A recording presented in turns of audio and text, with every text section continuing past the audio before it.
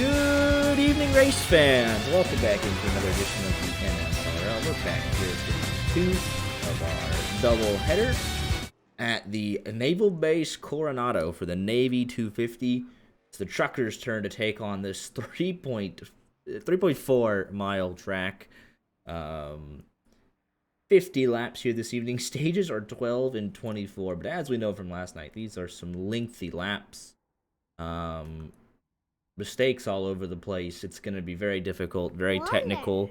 Yeah, there's water on the track that some drivers could end up on in. Track temp's a little bit lower than it was yesterday. Obviously, the trucks and O'Reilly's different, but overall, just differences in the weather itself. Fuel runs at 22 to 26 laps. We call it 24. So there might be a little strategy in terms of the stage one pit stops. 3 additional sets of tires, 4 total. And myself and Art in the booth as always. Art, how are we doing tonight? I would say I'm real excited, but it's going to depend on how these drivers handle, something new. We got a taste of it last night. It was something. It was definitely something new. So kind of excited to see what we can do here, but also kind of not excited by what we've already seen.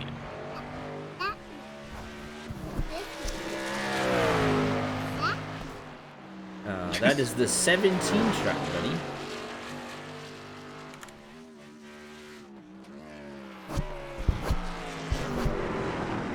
So Jared Wishing, he was in the server last night. He did not get a chance to participate, so tonight is his first laps that we'll see him here, at least in the NSRL perspective. See how he gets on. He's one of the furthest guys ahead, actually. Himself and Tane Hodison. The 22 machine ended up winning that thrilling battle at Long Beach a couple of months ago. That's the 22 truck, buddy. Let's go on board with Wishin as he finishes the second half of his lap. Calamity Corner here. That's turn 6 and 7 that caused a lot of issues last night. Let's try and... I'll leave this up. I know it's a bit sore on the eyes, but I want to figure out these turns a little bit. Try and figure this out. So here's 8. Here's turn number 9. Here's turn number 10. 11. Well, that's really a turn, but whatever. 12. 12B, so why was that other one not 11B? Nevertheless, it's 12B. What speed here? 13 and 14. Quickly into 15. Surprised there was never any issues there last night, but... And then Calamity Corner here. For the Joseph Madigan perspective. Oh.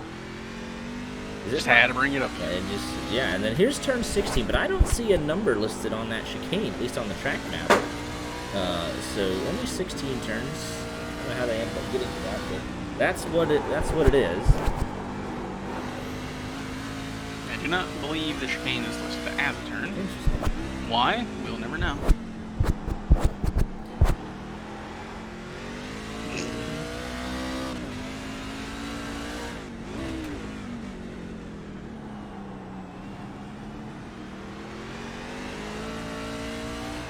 First lap for Wishin was good enough for provisional pole until Tane Hodison crossed the line a 1.6 seconds quicker.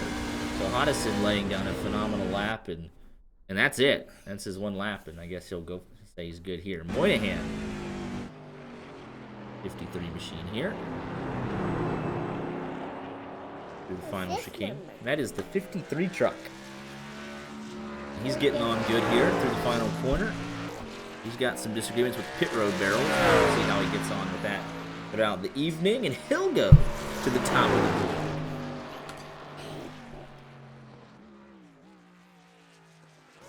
By about a tenth, 2 tenths there, just about. Yeah. Seeing faster laps here in the truck than we did in the Xfinity car. The O'Reilly car. Maddox Beard, he's the quickest man through sector 2 overall. And he's improved here on his second lap. So this 28 machine, he keeps it up through his second lap, could potentially picks it up by 2/10, find himself on top of the board. Long way still to go though, half the lap. Minute 6 seconds to decide the lap.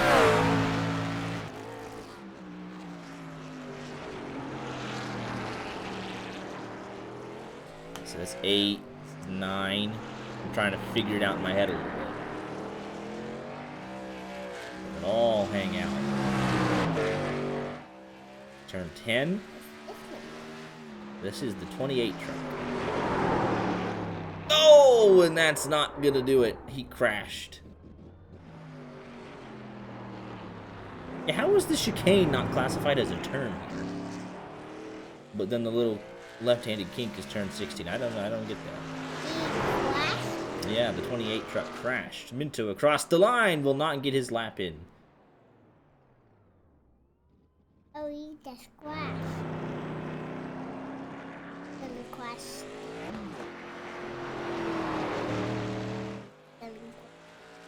That's right.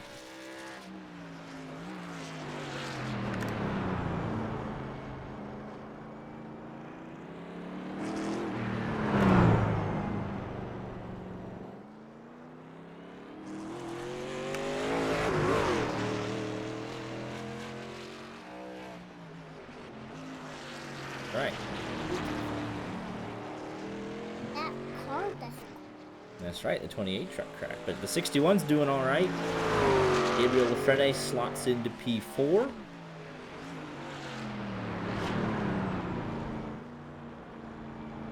Do the chicane for the 61 machine.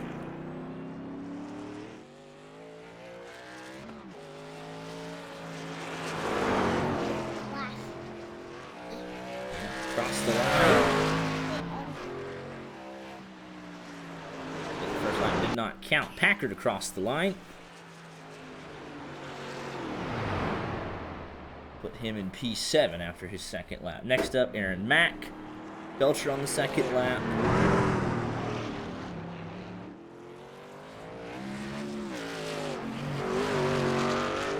Truck a little squirrely there.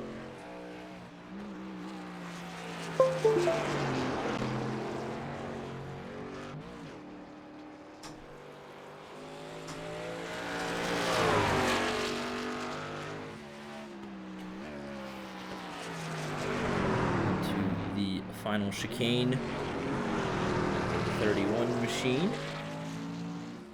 2:18 on the first lap. We'll look to improve, potentially get up into the top 10. And he is able to do so. 2:17 beats Samoto. Nobody else currently on track.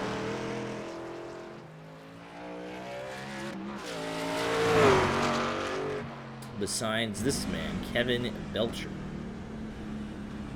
61 truck.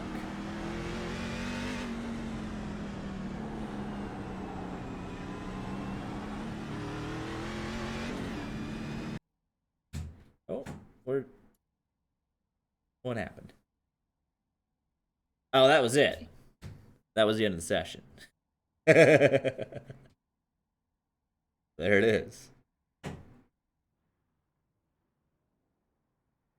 With that, the 5-minute warm-up, let's go ahead and we got plenty of time here, I think, for the rolling grid. So let's get it. Rolling grid. Got Daniel Moynihan, Hayne Hodison, number 1. Moynihan, fantastic lap. Maddox Beard looks like he's got some good speed under that truck, needs the consistency. And Lafrene, row number 2. Jared Wishin and Brandon Minto. Row number 3. Brock Packer, Diego Rodriguez. Pick up row number 4. Rounding out your top 10 here tonight, Mike McConville and Aaron Mack. Not a whole lot of qualifiers. I believe this is our last row here. It'll be Jason Samoto in the 36 machine. Walter Cloak makes up row number 6. Brandon Pfeiffer, Rich Chet getting into your non-qualifiers, but everyone makes the show tonight. Row number 7.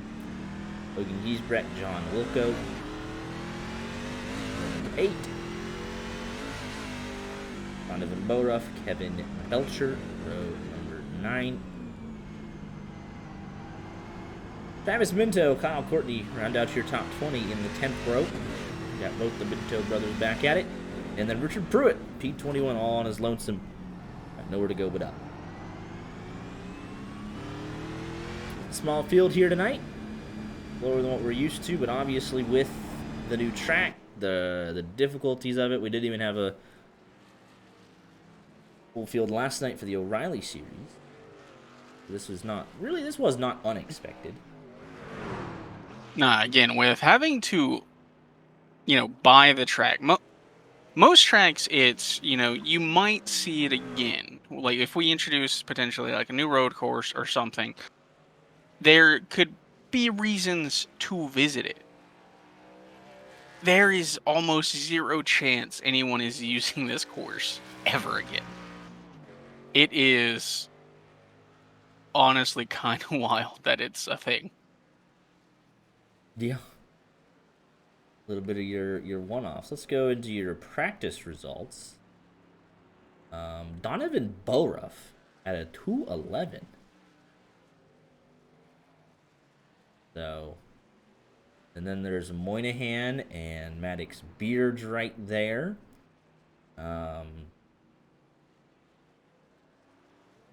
It's looking like I don't know Boruff if he just invalidated his lap or how he got that 2:11, but signs would point to Boruff if that's the case. But still, otherwise, it's going to be the Daniel Moynihan and Maddox Beard show out front. Hodison needs to find a little bit more time. You switch over to the qualifying results. Hodison did inevitably find that time. And Beard, I think, had a little bit more in his legs to stretch there. So, should be a decent one, actually, all things considered. I think it'll be a good fight. We'll see what Boruff does. He's ended up 17th, but he had the fastest lap in practice. So we'll just see how everybody gets on. It's not elected to not qualify. Handful of practice laps. No qualifying laps, not out for the warm-up, so we'll see what he's got. He's on pit road here, so very curious to see how he gets on tonight.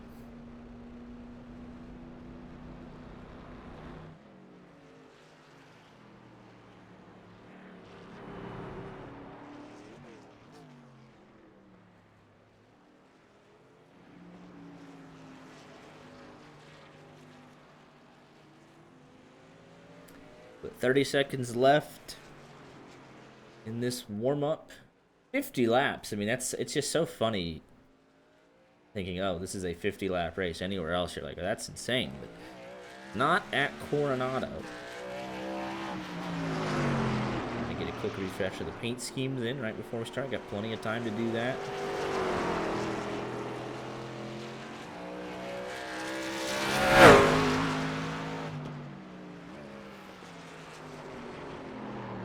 For the 36 machine, Walter Clough. I did want to go back and reference that. Walter Clough.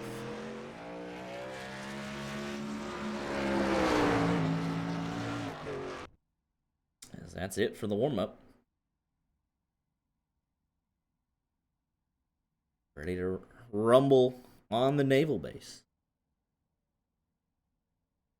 We forgot it last night somehow. And man was able to sneak a, let me just pick the winner. And guess what? It didn't work. It did not work. The last corner. Not even a corner. Like last anything. Yeah.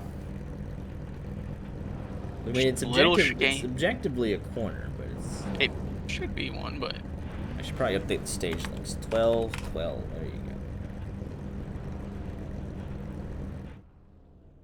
We gotta go all the way around. So already, road racing and iRacing is not my jam. That's from Kyle Courtney. I suck at this track. I don't even know that you can, like, it's been out for 2 weeks. Like, you know what I mean? Like, it's been out for a week and a half or whatever. Never had I ever had an engine blow in a quali lap because of tape on a road course. I'm gonna pre-apologize for my actions. Brock Packard is hype. So we got emotions all over the place. John Wilco, Richard Pruitt. There's Wilco. I've not seen Pruitt yet. He didn't actually set any practice laps either.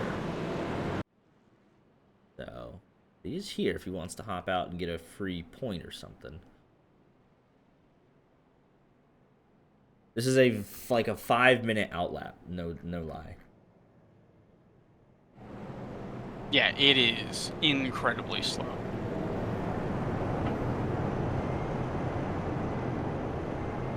The 2-minute race pace is insane itself.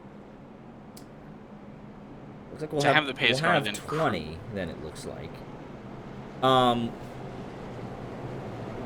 Turn 6 and 7, kind of a calamity corner. We saw the biggest mess of all for Madigan in the chicane. That's not a corner. But really 6 and 7, we saw a lot there. Like, honestly, it was 6 and 7, and then a lot in turn 5. So 5, 6, and 7, we saw guys just overshoot the braking points, and yeah.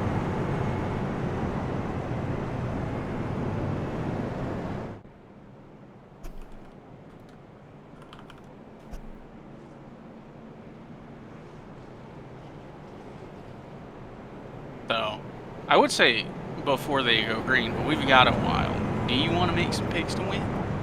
Go ahead and give me Tane Hodison P2. I think he'll go 2 for 2 on road courses so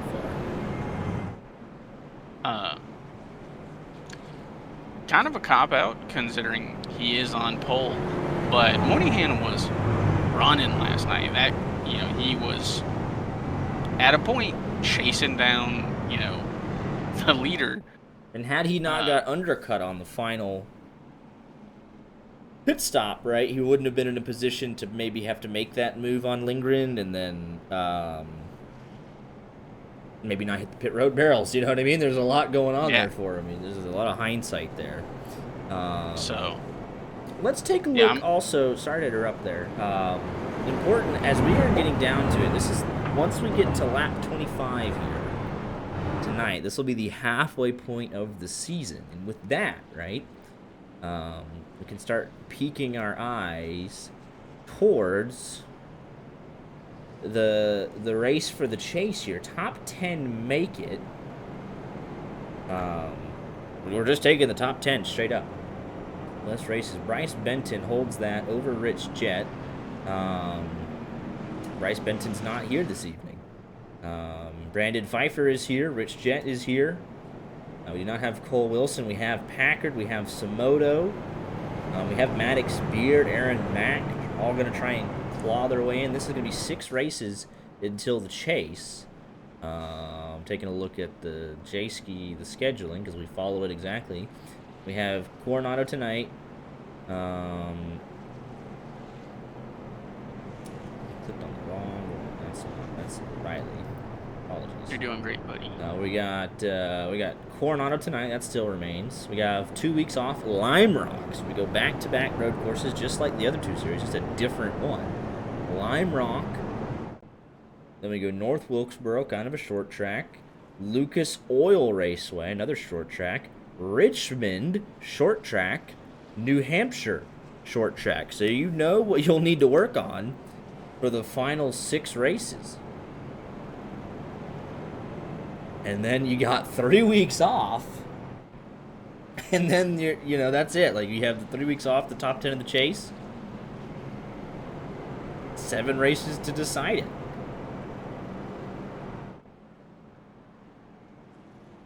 Kane Hodison, strong 2 wins along with Jared Wishon.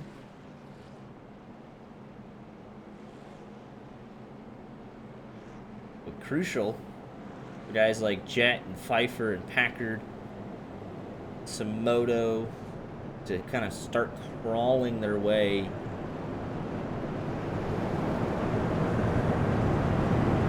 back into this thing.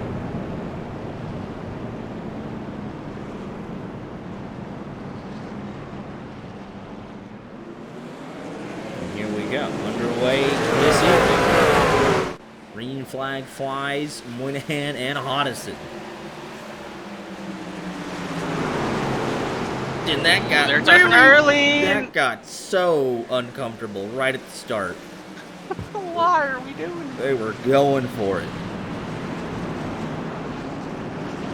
28 and 53 contact side by side. Hodison flies to the lead. 28 looking to the inside. Can he hold it though? 53 has the preferred line.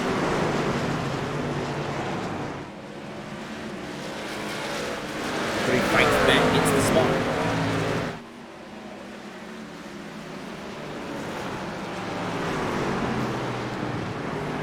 John Wilco has got going.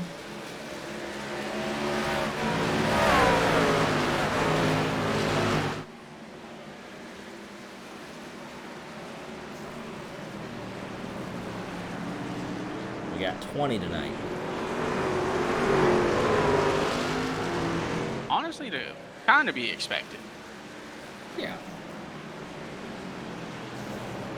Biz Hodison, half a second ahead of Moynihan. Front row have swapped spots. Beard, Lafrene, Wishon right where they started. Packard ahead of Minto. Rodriguez, McConville, Samoto up 1 spot. Giesbrecht up 4. Jet up 2. Aaron Mack down 3. Slide there for Rich Jet.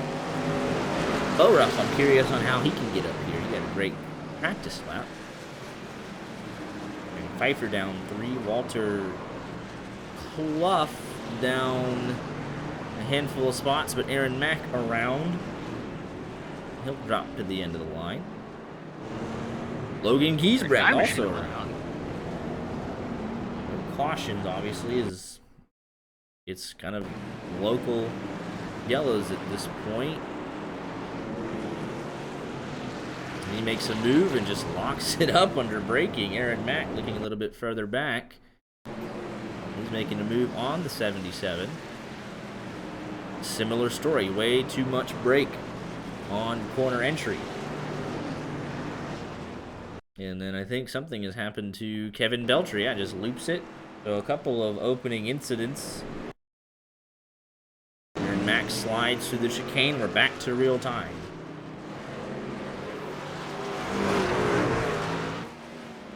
And while all that was going on, Moynihan battling for the race lead.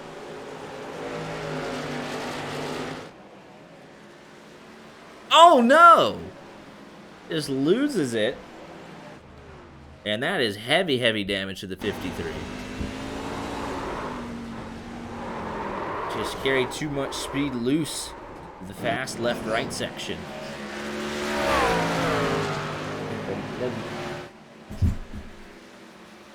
Man, he really is feeling that commentator's curse.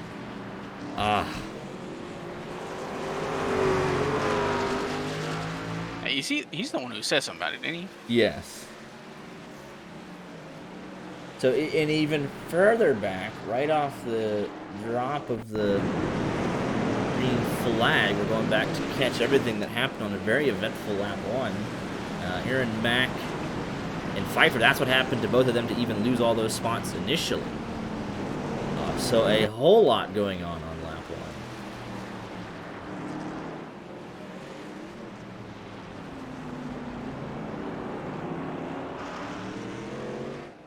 Poor John Wilco hasn't crossed the line yet. He has got up to the back of the field, but he needs to do another lap because of where he started on pit road. Aaron Mack really aggressive to the back of the 61 of Belcher. He's actually the 41. Might have to update that going forward. But Wilco is on the lead lap. He is right here battling for 18th. Like Mike McConville with some right front damage. Yes, heavy right front damage.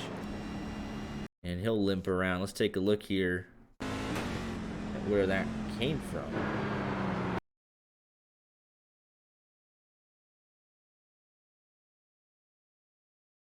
He had this thing for a while.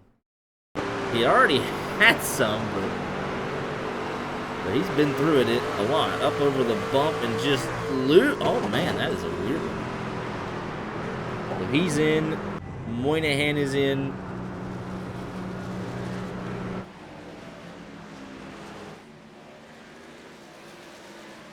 And what is unfortunately not good night, at least his was early for your pole sitter. Madigan waited till the very last part of the race. Moynihan at least got out of the way early. Brutal. Man, he's gonna hate to watch his back and see that I immediately picked him to win. Yeah. So right now, with the Moynihan fading, it is that two-man race. So right now, barring, these two getting into each other,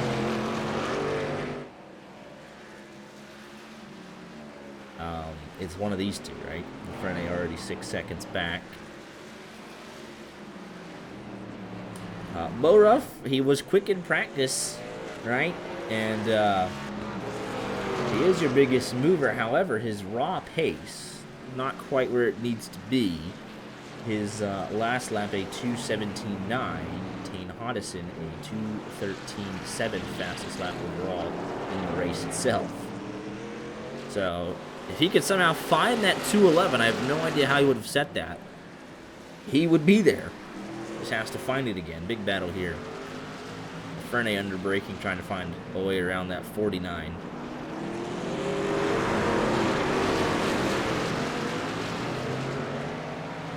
Yeah, but tough nights back to back for Moynihan.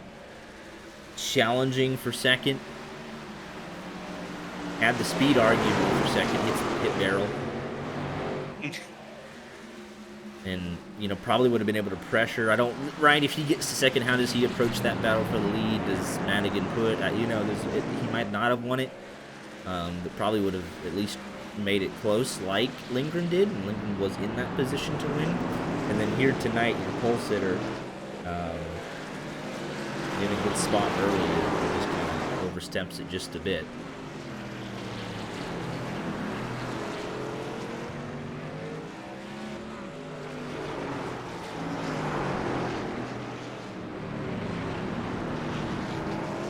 Handful of battles, though. The trucks are staying closer together.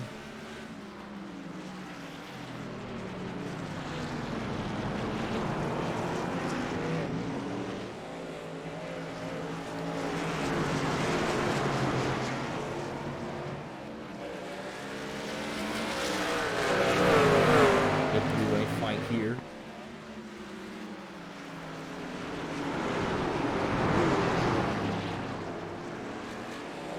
Wilco desperately wants points. He was moving through the field last night. A little bit further off tonight, but obviously that's because he started from pit road. He's already to 15. But once he gets bunched back up, we'll see if his cautiousness and his ability to carefully work through the field, as he instantly gets loose since I started talking about it. See if that helps him any.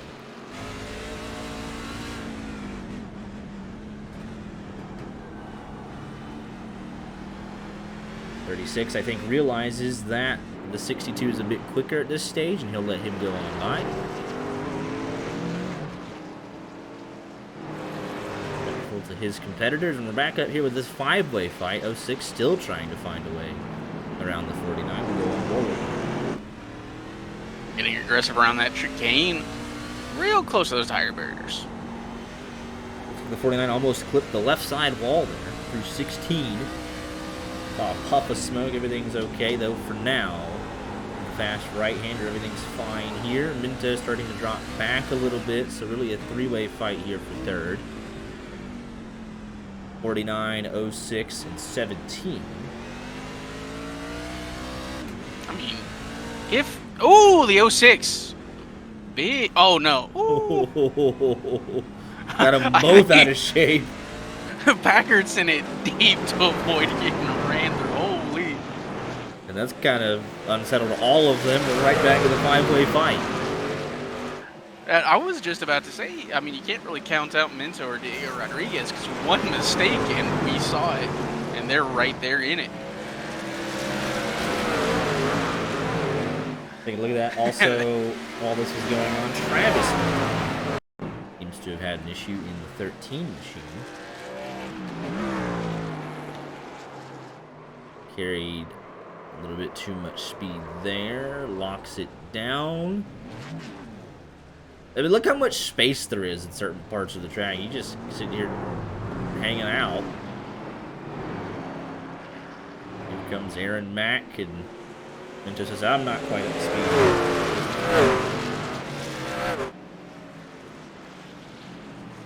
You have these big, wide open sections, and then there's that basically 2-lane highway. Yeah. Packard, though, using this clean air to pull away as they kind of squabbled behind him. All of a sudden, though, Hodison 3.5 seconds ahead. Minto around again. Looks like a similar spot almost. Kind of a lazy spin there, lose a couple of positions.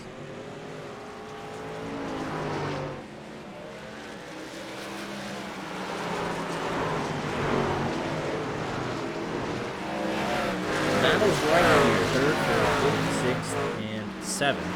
Maddox Beard had an issue that lap because he was, you know, within a second. I mean, obviously now up to over 4. He got real loose and hit an outside wall. You can see the left rear damage there. On that 28 machine, last lap was a 2:17 flat to a 2:13.7 for Hodison. Miles ahead of everybody else, but still needs to be on top of it. Wrong. These front three, Packard, Wishin, Frene. Wishin. Sideways through that corner. Saying these front three have the out-and-out pace, trying to leave Minto and Rodriguez behind, can't quite do it. And now it's, you know, these four, and Packard says, all right, I have officially left this battle.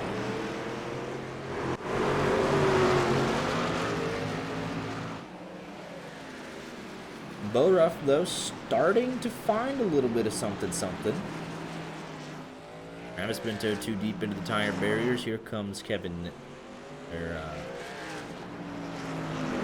Courtney in the 41 machine. Kevin Belcher in the 61 machine. There's Moynihan and Condor both off sequence.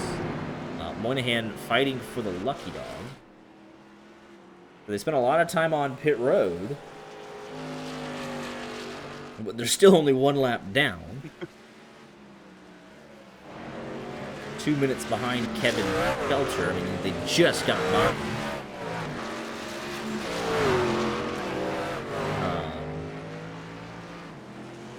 Belcher not in danger of going.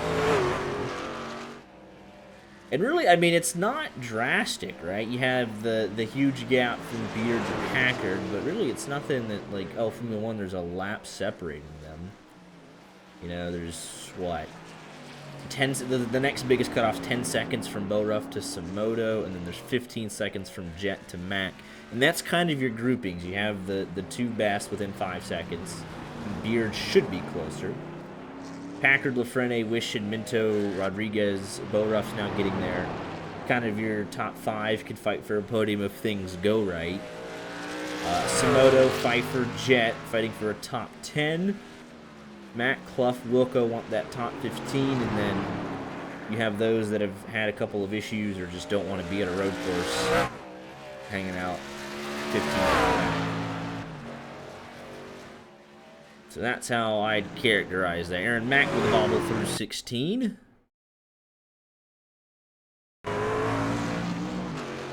That is a weird one, to lose that truck there. Interesting.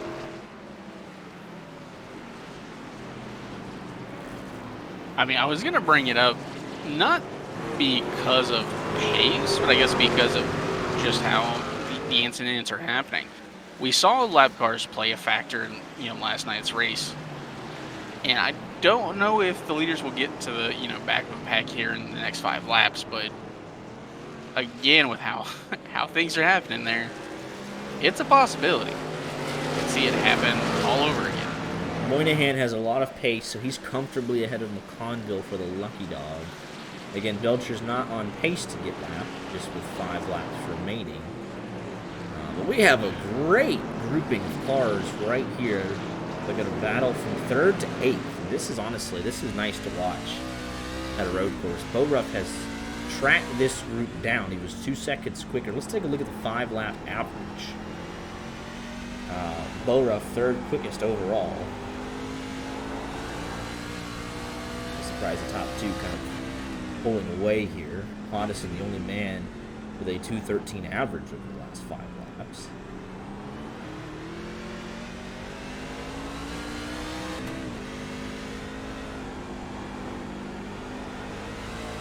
Let's see what there's one crosses the line here. 2:14.89. 2:14.24. So he is one of the quickest trucks on the racetrack. And the biggest mover to boot, so he is here. A little bit further back, Tsunoda and Pfeiffer battling it out, 9th and 10th. They have about 8 seconds on Rich Jet. Stage points comfortably in the bag. They now have 5 to go in the stage. It's kind of nice. We could fit all 20 drivers. There's no need for a split. All 20 drivers on track or in the timing tower. Well, that's it. That's the running order.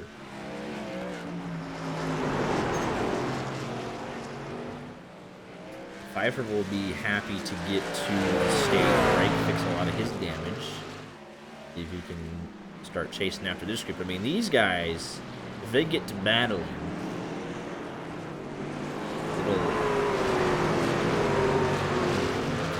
there's some tight parts of this racetrack. Honestly surprised Packer, he had a decent gap there built up, and they've just, got right to the back. Yeah, he's not able to, he was 3 seconds ahead, and either he had a bobble or they have just stepped it up behind him. They have done a nice job, and then even here, Pfeiffer all over the back of the 52. 52 a little bit offline here. Pfeiffer going to try it the long way around. Plenty of room to do so. Pfeiffer gets that move done just enough. 52 not able to cross him back over. This is great battling. And honestly, they're doing a phenomenal job of keeping this close to each other. This is nice. 36 machine Walter Clough goes a little bit deep into turn number 6. There's 2 spots there to Mack and Giesbrecht. We're going to keep each other company and then back up here to the 6-way fight.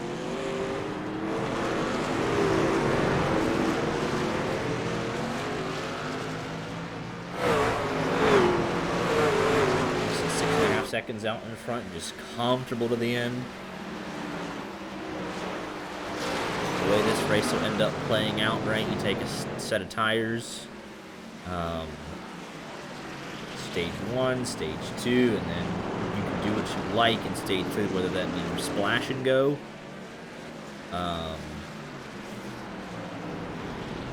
or if you want to commit to pitting early and try and get some life out of the tires, split the stage 3 in half. It's up to you. Look at the dive here from Minto on mission. Trying to show the nose. Force a little pressure. Just like that, though, once these groups start battling, right?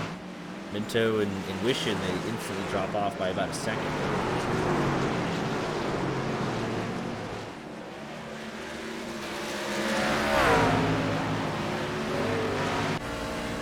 I think Lafreniere wants a move here.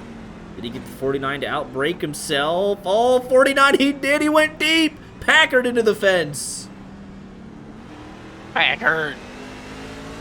Parts flying off. The 06 did exactly what you needed to do. Show the pressure. 49 wanted to hold that spot and just went way too deep into the corner.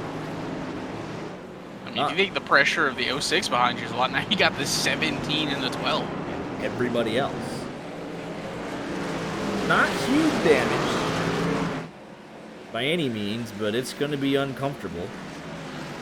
He'll have to lose some track position here. I imagine he'll want to fight this off, right? Do the last 4 laps. Try and hold on here if he can. Ultimately, if he drops to the end of this pack, he'd be an 8. He'd love to continue to fight here, but that left front is rough. He hasn't fallen away yet. It's a fantastic camera shot.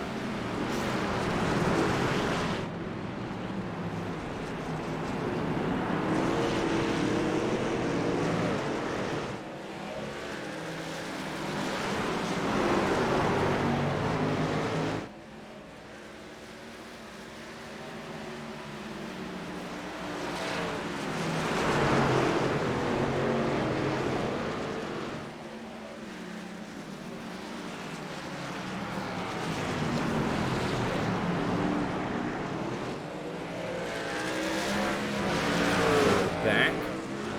Aaron Mack loading in. This is 13th and 14th.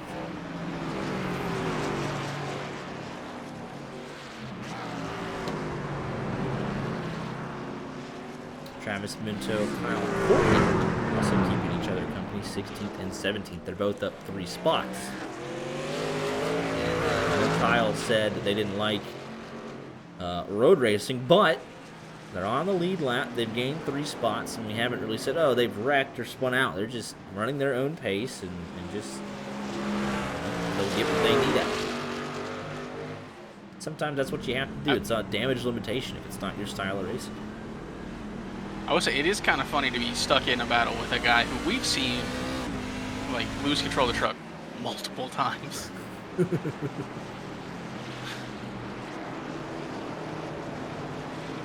But honestly, I find it myself, if you can latch on to somebody, and they might be quicker than you naturally, but if you just kind of, I'm going to follow them, and it tends to work out more often than not. You learn things from those around you. There obviously is some speed in that 13 machine. It's just controlling this. Lafrene starting to stretch his legs to get up onto the podium. Damage, I would assume, is hurting this 49 a little bit. Not to the point where he wants to make the move or can make a move just yet. 2 laps to go. Honestly, 9 seconds out in front. Doing a very nice job.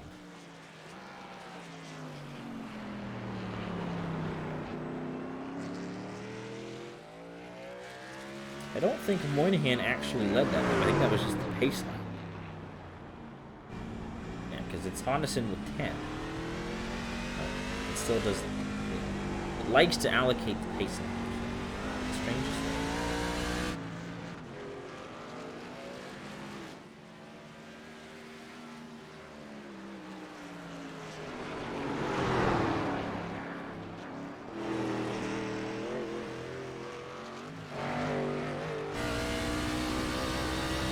Man, at least last night when we had a battle for the lead almost the entire race.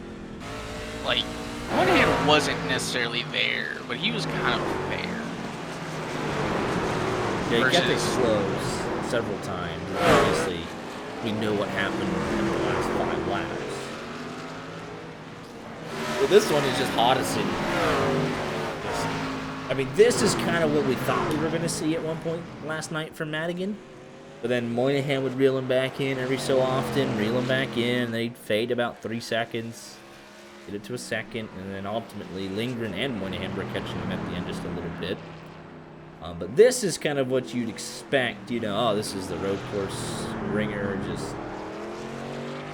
just in no man's land right now. I don't even have to talk about him. Just, he's still dominating. All right, and then we go back to the entertaining part.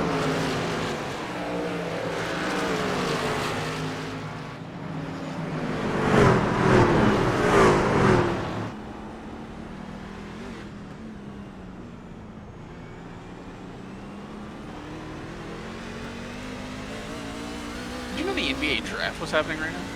Didn't know it. Did not. I feel like they should do a better job of, I mean, who's even the number 1 pick this year? Like, I don't even know. AJ DeBonsa? I mean, I'm really good out of BYU. I am as casual as they come, so I can't say, oh, I care about this. Cameron Boozer. Like, I knew the Boozer brothers were good for Duke. I knew that. I just didn't know if they were number 1 overall. No, Cameron got drafted 3rd. Like, we're already the 10th pick. The NFL, this would be like a 10-hour show. They're like,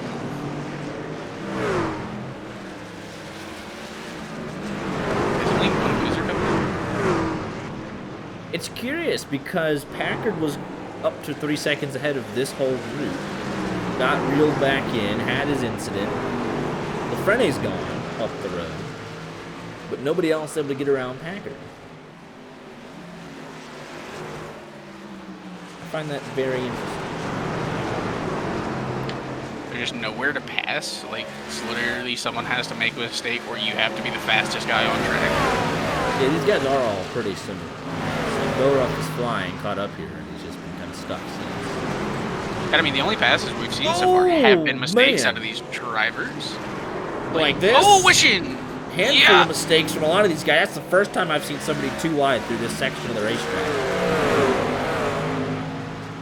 But they all kind of just tripped over each other into the 6 and 7 combination. They literally all just checked each other up.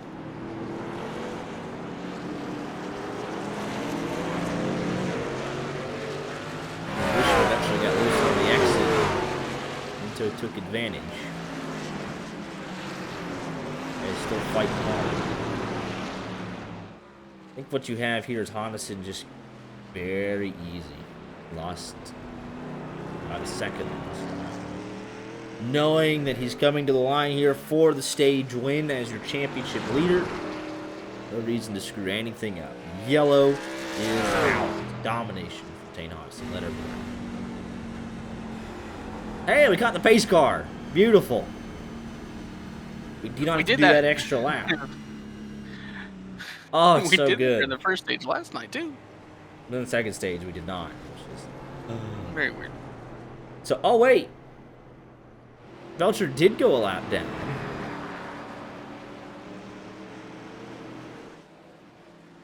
Ah, we were watching that great battle. And something happened to Belcher, so Moynihan misses out, and that effectively sinks McConville's race. Oh, big slide there. Getting it in gear. That was on the last lap. He probably would have held him off otherwise. That's a big blow to Moynihan and McConville's efforts.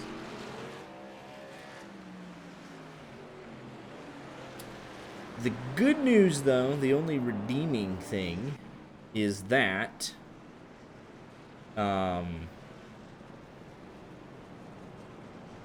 this will be an even shorter stage at, what, 9 laps? So nobody should be going a lap down. Then it's on Moynihan and McConville again. And that's the last caution. So whichever one that's whatever you got to compete with. I know you've got damaged trucks, but you got to get it back.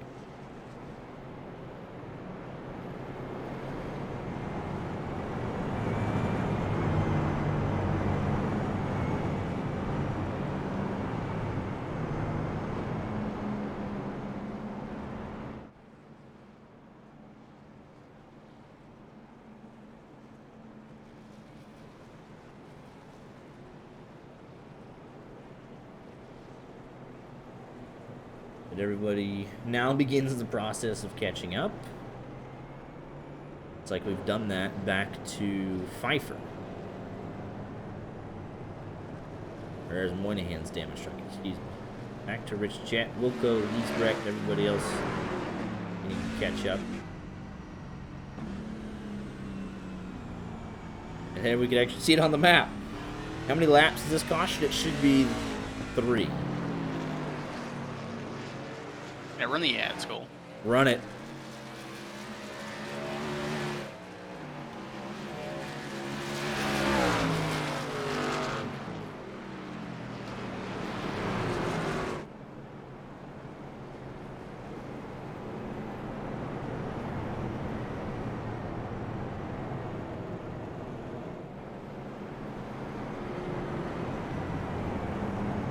Brutal pace laps. Yeah, they didn't have a shortcut thought out for this.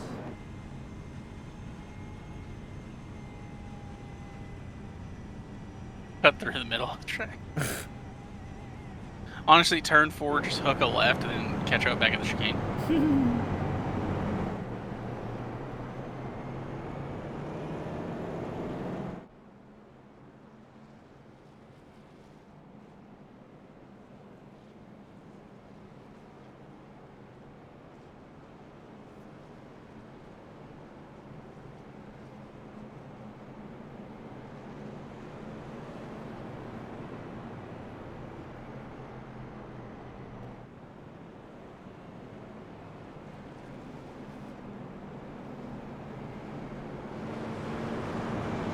Looks like we're all there now. Everybody has caught up. Actually, if you're Moynihan and McConville, you stay out to get the wave around because the fuel run should put you somewhere to the end of stage 2. You absolutely should stay out here.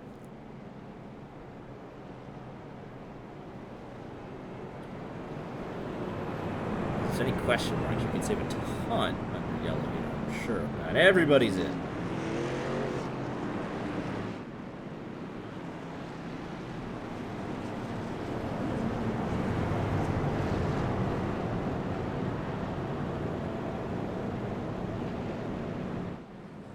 Moynihan's in Makano? Yes. See, I don't get that because now you're stuck for the rest of the race. You are.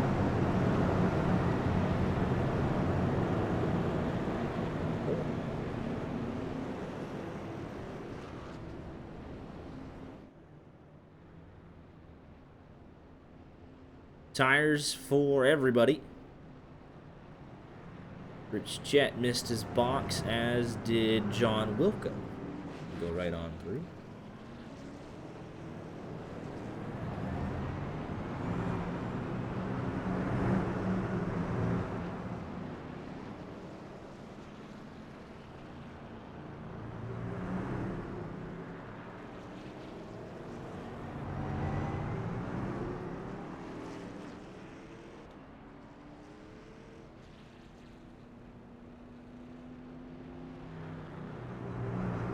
Handful of guys will want repairs, but that is how they work off of pit road.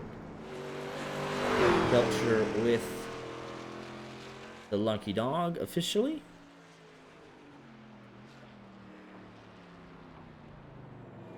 Yeah, I mean, I get it for the damage. Like, it makes more sense for these guys to come in and fix the damage, but only one of you's getting the Lucky Dog at the end of stage 2, and if it's not you,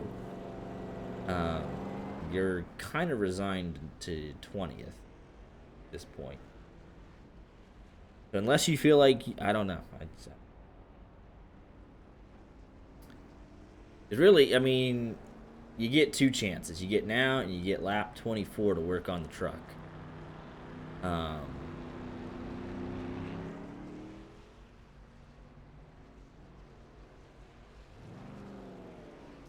So I'm just curious. If you need it, you need it, but it's got to be a scenario in which you can take the wave and then fix most of your damage at stake. Because they came in, they know how much damage they have, so they should know what they want to work with. They got that 53 truck fixed up, man. He might be a factor. He just might be. He's going to have to battle McConville for it. And I think the advantage him because McConville still has that damage. Moynihan's was repulse hitter, so it's almost, you know, the hydrogen bomb versus coughing baby a little bit right now. So I would have definitely taken the wave if I was McConville.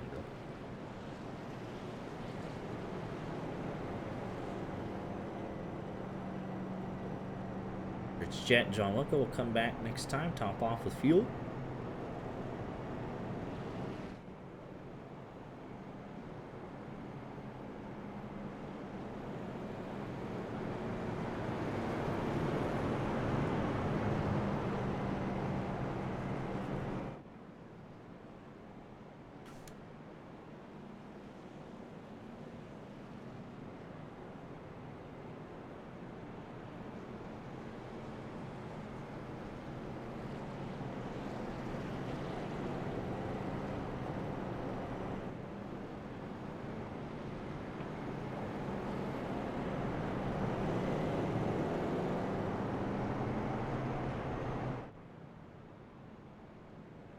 We've got one more lap to go here before we get back at it.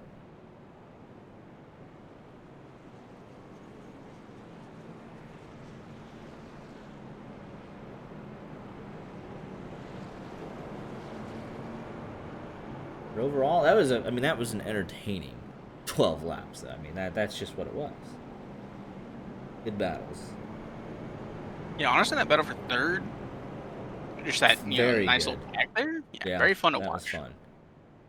Did not get a whole lot of that last night. Got a couple, but not a whole lot.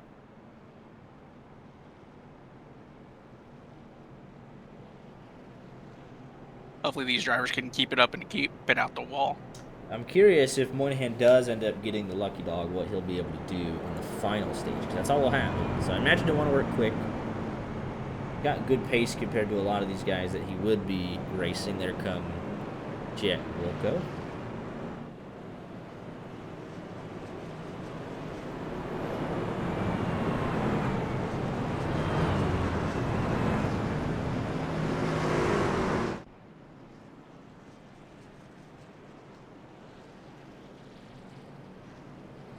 A couple other takers.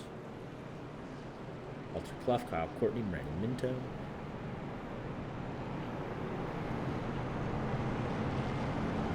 Tires next time by for both the 77 and the 62. No real use to save a set here. There's not going to be anything in it for you.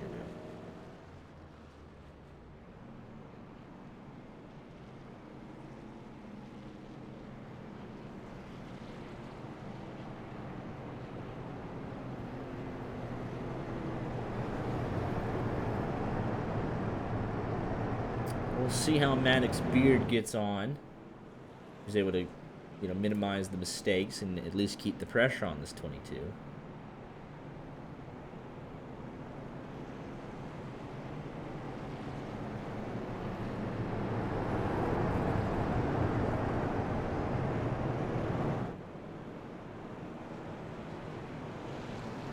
We'll just see how it goes. Lights are off on top of the pace car.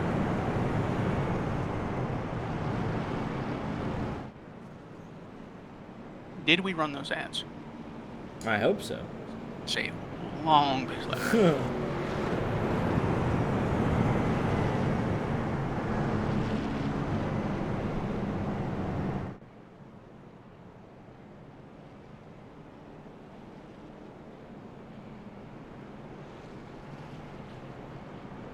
Also, remember, if you would like to show an ad for whatever it is that you might be selling, we will sell out.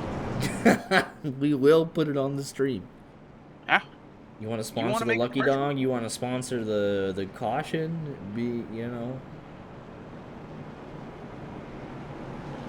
Whatever you want.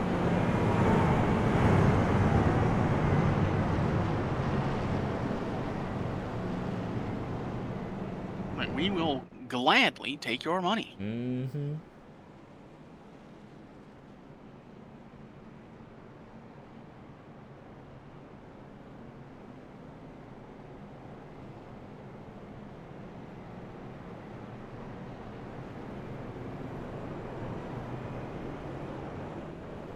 It should be a good... I mean, it's going to be a... I can't even say a sprint. I can't even truthfully say that. Like, it's only going to be... What is it? 9 laps? So a sprint for basically any other track. Walter Clough has called it an evening.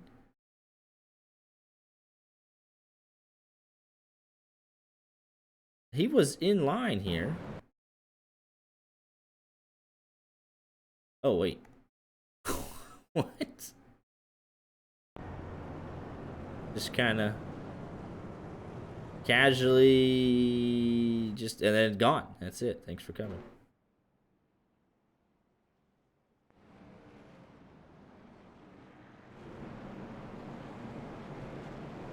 Curious. I agree with it though.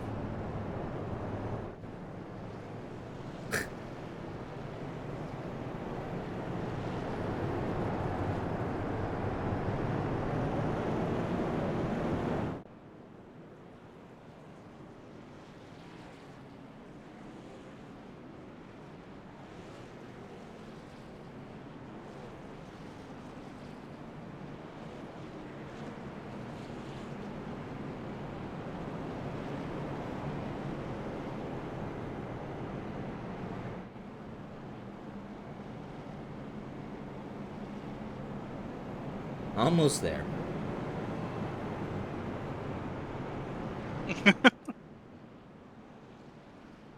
Moynihan v. McConville for the Lucky Dog. Very important battle there. But McConville still got a broken truck. Odds kind of against him. He has kids.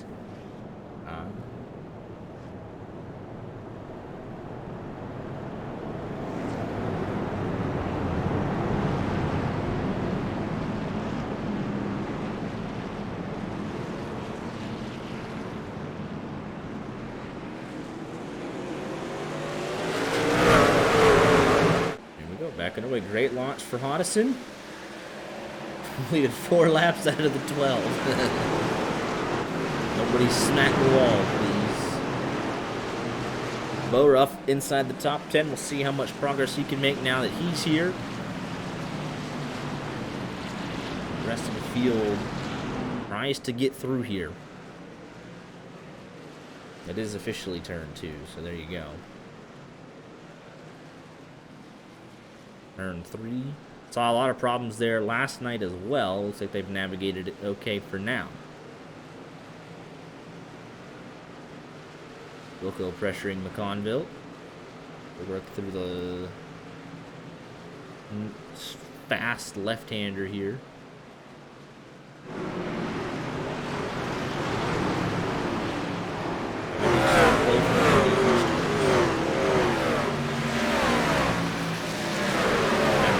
Braking zones. Be careful. Do not outbrake yourself into the turn 6 tire barrier. Come around the corner. Everyone did a nice job, it looks like.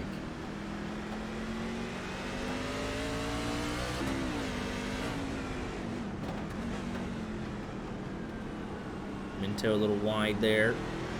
8.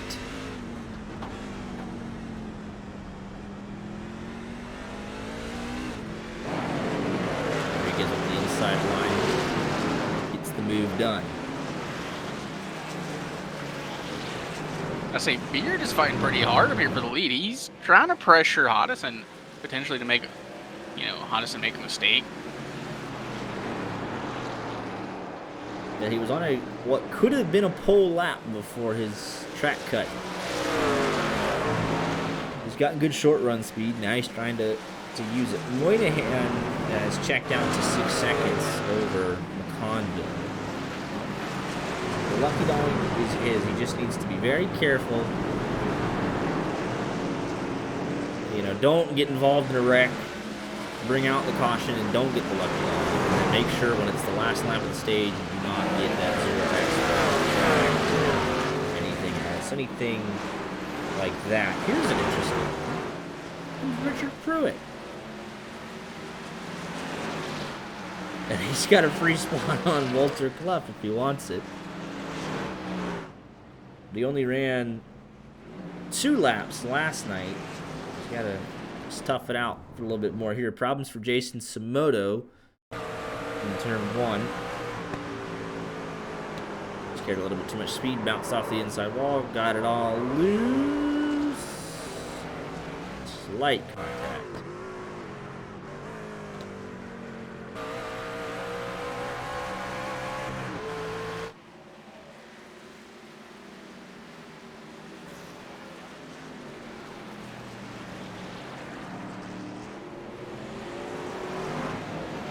Rodriguez all over the back bumper here of Boruff.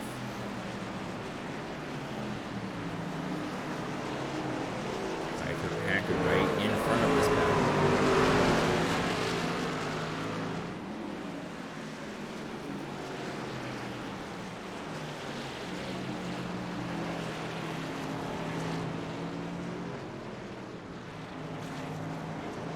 Wonder why it has him as P20.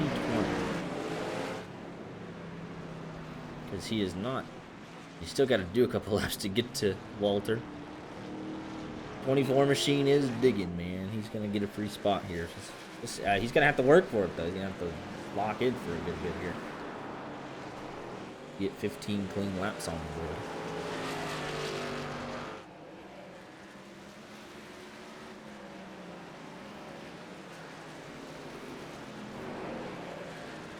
I was going to say, do you think anyone tells Walter, like, hey, Pruitt's driving again?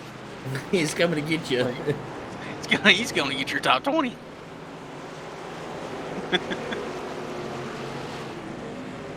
You tell your kids, like, hey, man, it's really important that I get the top top 20. Top yeah. 20. No one talks about top 30s. The fastest lap of the race, Tate Addison dips into the 211s, the first man to do so. Yeah, I do not think they are catching that man. He's braked a little wide. Packard takes the position. Boruff trying to follow through. He'll be on the outside here, which eventually switches to the inside. If he could just hang it out around the outside, not able to do so. Not going away.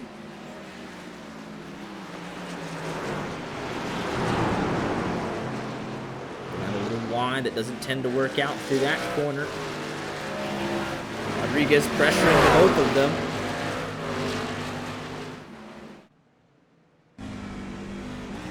Rodriguez will cut him a break as they head to turn 6. Everybody makes it through. Boruff continuing to inch towards the front. I'm curious what his pace would be in clean air. At one point, he was the second quickest truck on the track. Moynihan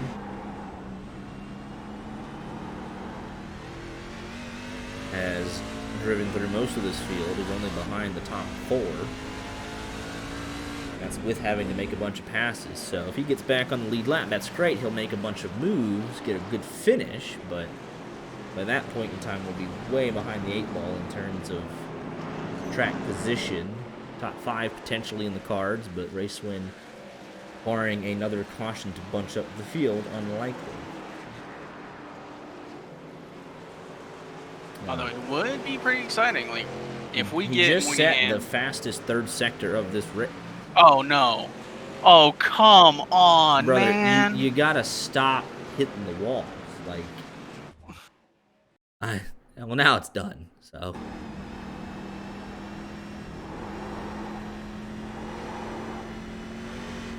Hey, it finally happened. Somebody hit the tire pack. Man, that was quick. That is just brutal. That is so brutal. Oh, he toes to pit road. It's all over.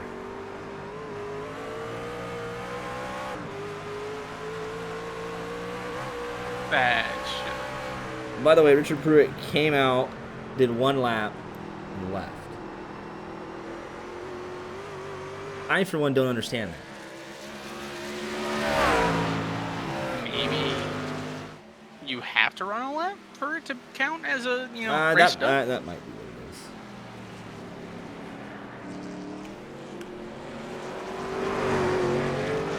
Put him on the timing tower since he did a lap. Did it even count? I'm curious.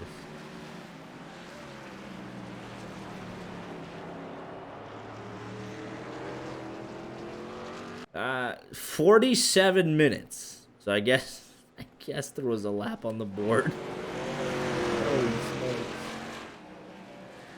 No, he's coming back though. Inactive is, I don't know. Definitely lost. Ooh, Packard being sideways. Lost Clough. The 21st and 20th kind of secure. Moynihan does now drop down to 19th. That stinks. That's really lame. So Mike McConville will backdoor his way into a lucky dog. And he's got, he's racing around here with Kyle Courtney and Wilco. There's still top 15 in the cards potentially for McConville. That's stable at 1.5 in front.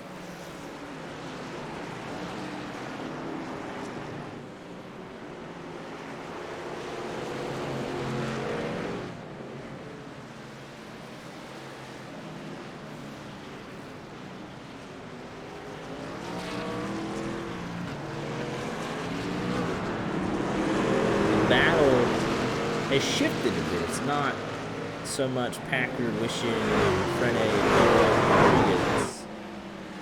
Wilco, Courtney, Jet, Minto. Further back in the field, but fights, yes, as Skull said, much closer. McConville all squirrely over the hill.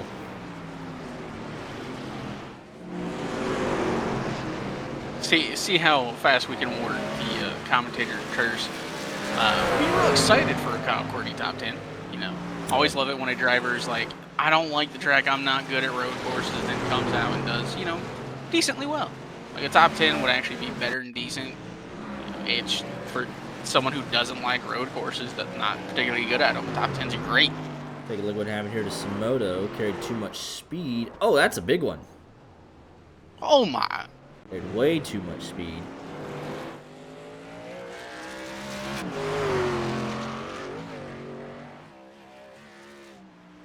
And he was up to P5. Oh, and around he goes again.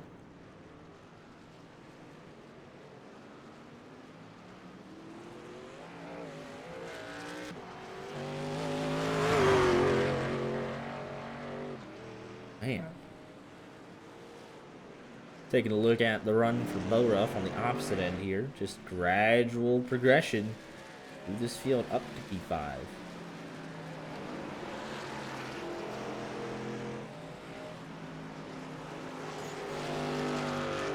Giesbrecht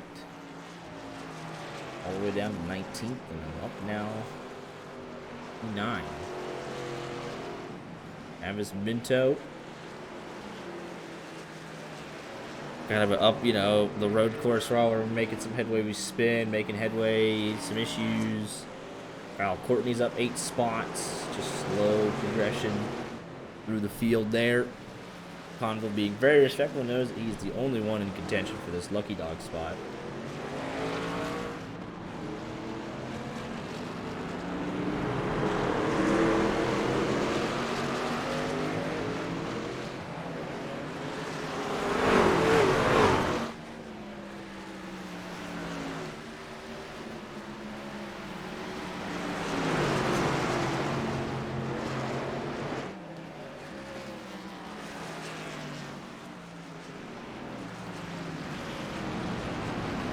Three-way fight here.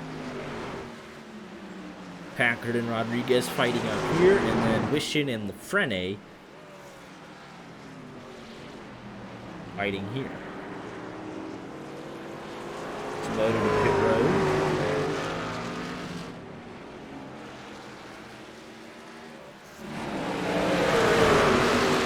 This battle rages on.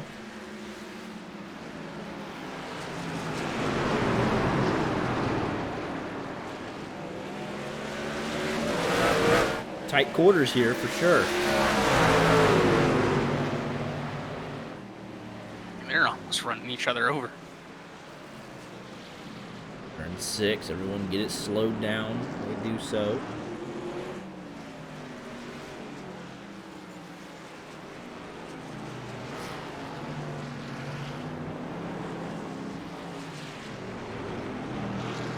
gap very stable up front, 1.5 seconds. So as long as Maddox Spirit, if he doesn't make any mistakes, he's really right there with them. Take a look at the 5-lap average. 0.2 of a second, really. Rich Jet had an incident there. Just a lazy spin. Does catch it, he'll get back going. Only a couple of spots lost. Still right in the battle.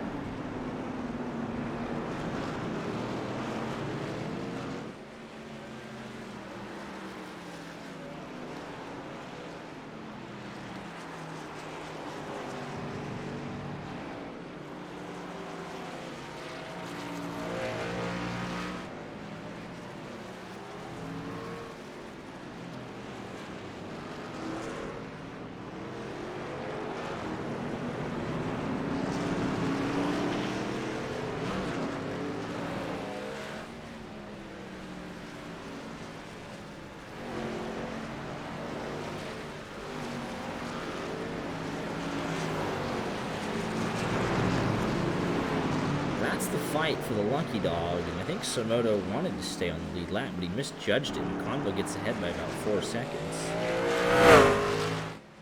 He'll try and hold it. Coming to 3 laps to go. But yeah, Maddox Beard, nothing really too crazy in that.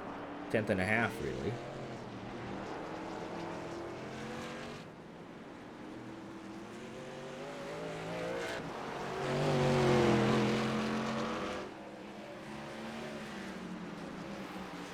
Boruff up to P5, so he's going to have some track position here for the final restart tonight. Can he continue to climb? Ooh. Is that another incident with Samoto?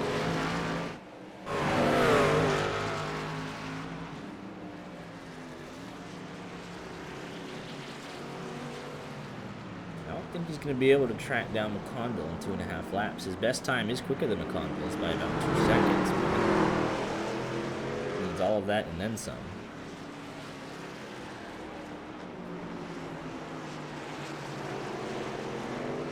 Might be kind of stuck in 18th for the rest of the evening. Should definitely take the wave around and just kind of go for it. I mean, there's really no harm in it. You're pitting for fuel anyways. You just pit earlier. You might as well take the tires. So that's my recommendation. Just take the wave. I mean, if you don't, you're stuck in 18th. Take the wave around. Someone might wreck. You might pass them. You just be off sequence on the pit stops. But you can take a set of tires and then maybe make up for it. Who knows?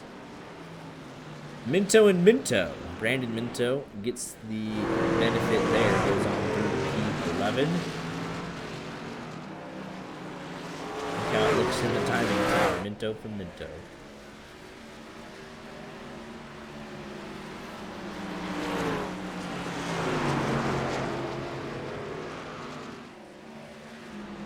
Teammates right here. Rich Jet. John Wilco, 14th and 15th. Oh! Rich Jet. Coming down the hill. It's done. Kevin Belcher also having an incident.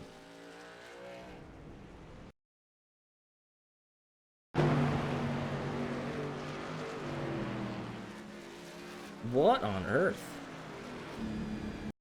Steering's destroyed. Did it just get It just got loose off the jump when he got the air time. Wow. He just lost it. There's the incident with Kevin Belcher. Already had a little bit of front end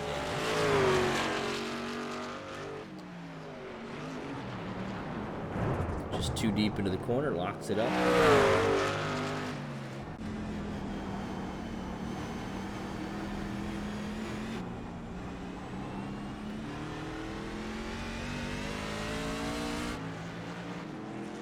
Cottison pulling away now towards the end of the stage. About 5 seconds up the road, just has to nurse it home to sweep the stages. Got the fastest lap, was not the pole sitter though.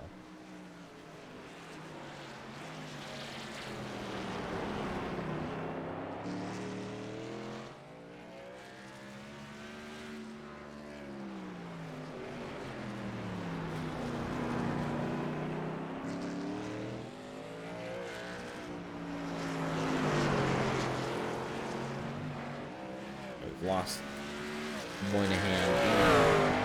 Officially manually disconnected again.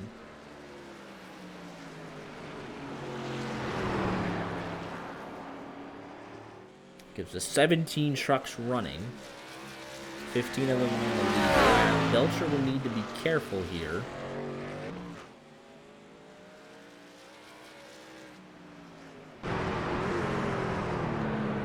Just could, I mean, if you were, you know,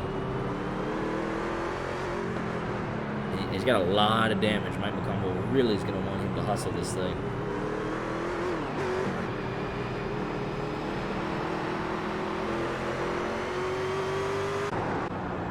I think, yeah.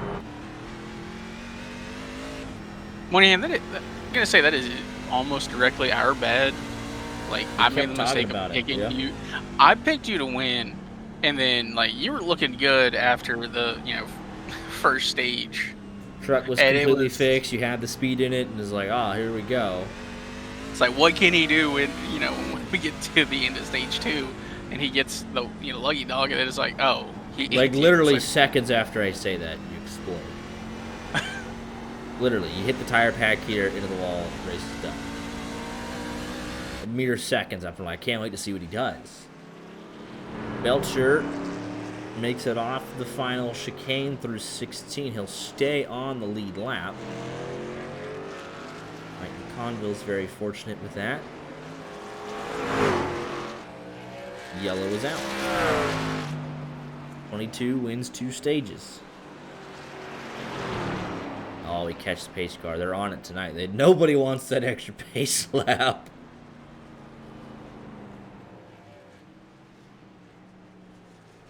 I mean, where's Skull at? Run the ads. Run it. Get him out now. So McConville, Lucky Dog.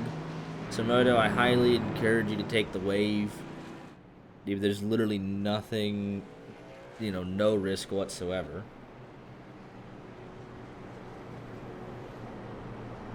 It's got to be nice if you're Belcher, right? Because you just get to come in on the lead lap and just fix 6 minutes of damage just about. That'll be nice.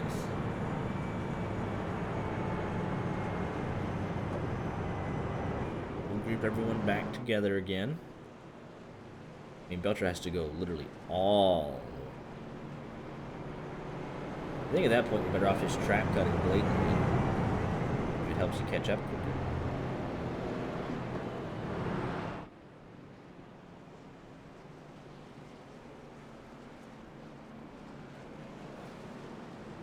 I think I would have to turn them to manual to run them, obviously. I might do that, because then we can start running ads during cautions. That'll be a discussion for not live during a broadcast, though. Right.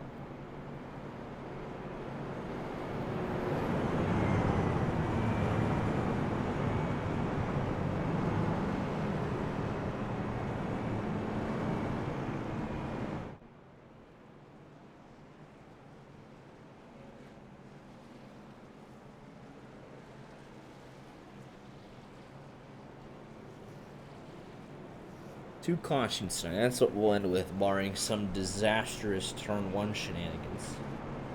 I mean, I want to say there are not enough trucks on the track to block it, but in some parts, definitely. Yeah. They could just get to the first lap. We'll just start running this thing to the end, man.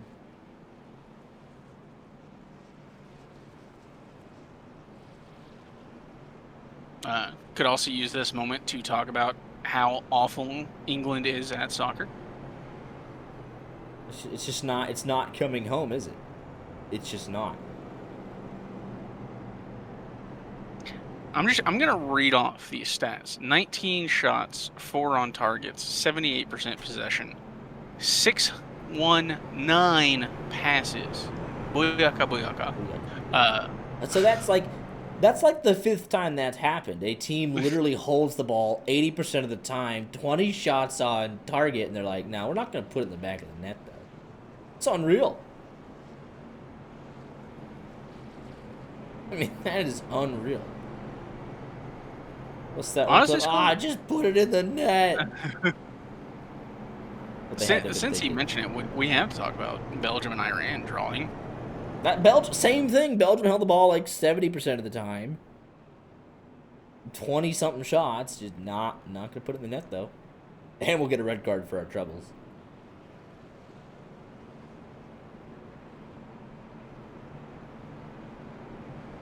Skull, your country kind of bad. You kind of fumbled there. The golden generation is come and gone. Their golden generation's been the same 4 players for like the last 12 years. To be fair, they are really good players. But it's literally, they just trot out the same 4 core guys and everyone else is like, whatever. Yeah, Cape Verde and Spain. Spain, like 85% possession. Like, I want to look that up again. Spain, Cape Verde. 0-0.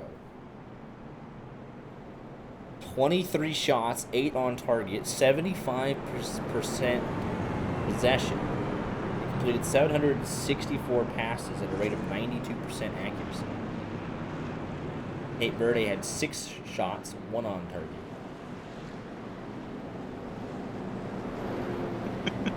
You know what else? We can do a look at this, right? This will be really funny. Ooh. Got driver staying out. Now what is Why? this? Who's this? They're just going to come in next time, right? I Right. mean, surely. Samoto, that was the wave, bud. I mean, it wouldn't have been. It should have. Oh, right, yeah, it doesn't even matter. Maybe he just realized, like, whatever. Ecuador versus Curacao. This one's pretty funny, too. 26 shots. 15 on target for Ecuador. They held the ball 75% of the time. Had 9 corners. Curacao had 0 corners. 0-0. You had 15 shots on target. Could not put in the back of the net. I mean, Honestly, that's unreal. The disgraceful one, right? Mm-hmm. You want to talk about shots? I think I know what you're Turkey, gonna say. Paraguay. Oh, that's another one. Let's go look at this. 33 shots. 33. 6 on target. No goals. 78% possession. 12 corners to 0. And even funnier one. I don't think it's funnier, but like, we started off with a banger, right? This one's great. Qatar, Switzerland, 27 shots, 10 on target, 70-30 possession, 10 corners to 3. Like, just refusing to put it in the net. You had more shots on target than Qatar did shots in general. It's like, we've had, like, what, those 5-6 games, it's like, how on earth did you just manage to get a draw? No idea. Coming up here in 15 minutes, Colombia versus the DR Congo is going to be a good one. I'd tell you the worst game, right?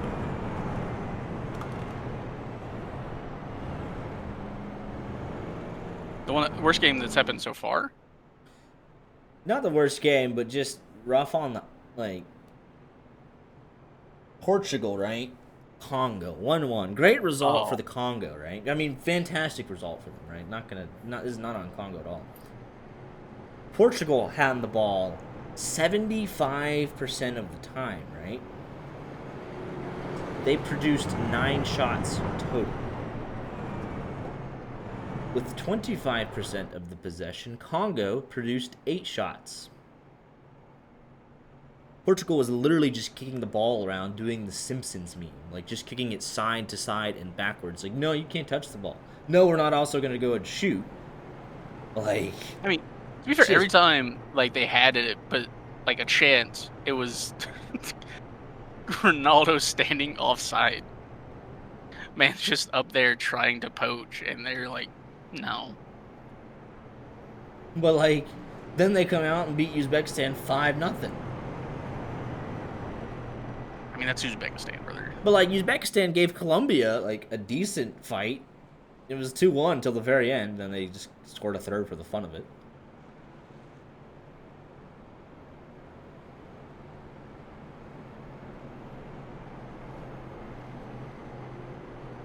I mean, Colombia is also surviving on just the husk of James Rodriguez. I remember I was at my uncle's house in the summer, right? Summer vacation. And turn on the World Going all Cup. the way back to 2014. Like, James Rodriguez, off the chest, volley, legend. I remember I was sitting in the garage, like I was watching it on the garage TV. I remember just saying like, guys, look at this. Guys, you're not going to believe it. Look at this.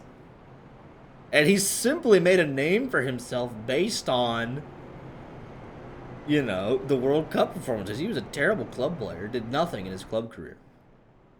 Yeah, immediately got bought by Real Madrid. And then they pretty much bad. said, hey, your style of play is just doesn't work anymore. The way you want to play doesn't work. Man went to Everton, and I don't remember where he went after that. I think he But had a then that spell at man- Bayern Munich.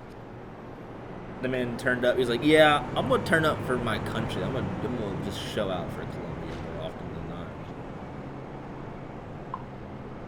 Yeah, he went Real Madrid, Bayern on loan, and then Everton, a Qatari club, Greece, and then Brazil, somehow back to Spain, and Minnesota. Now he's at Minnesota United. I think he got released like right before he got called up. I think he asked for that so that he could prepare, because obviously the man only cares about playing for Colombia. Yeah. Which, honestly, respect it. Yeah.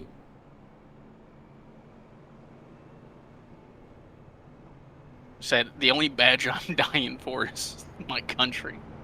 I don't care about Real Madrid. I don't care about Everton. Yeah. How about this? Aaron Mack did in fact stay out along with Brandon Minto. This, this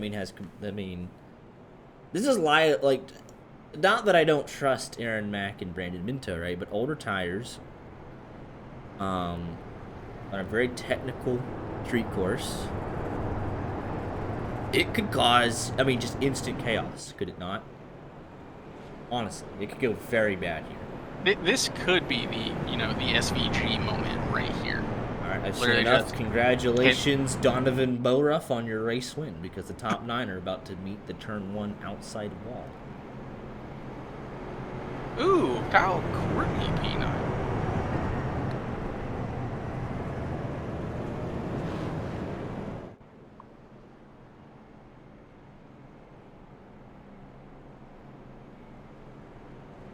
Really funny to say stuff like this when we're, 1 to go, and it's like 1 to go is, Yeah. 4 minutes wasted. Yeah.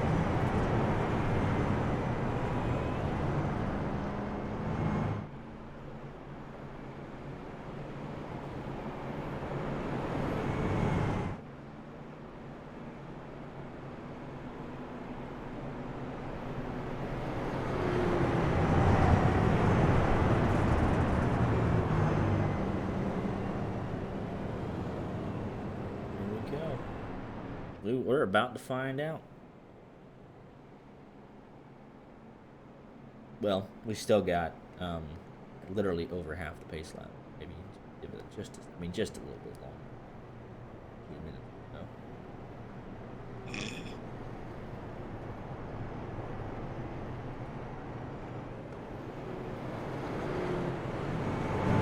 No. Never again. I wasted $7 on this Donovan track. Boruff says, "Don't curse me." Listen. It's that bad. They're coming in here pleading. They're like, "Please don't pick me." Hey, I said it, earlier in the season. I won't pick you for a Twitch sub. That's my price. Hey, I said you come in, you make donation. I will pick whoever you want to win. I'll pick the 9 in front of you. They're gonna be a 9-way tie. This is gonna get so interesting. Oh my goodness.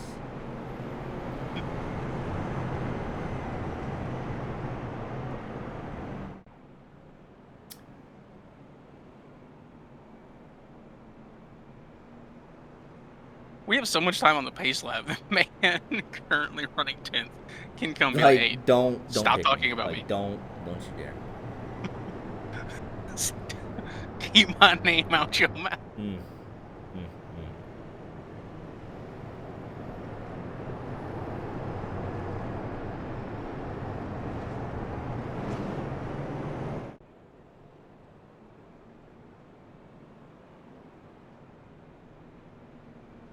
Almost there. Just a long, curvy straightaway to go. It's not even a straightaway. They got corners in this straightaway.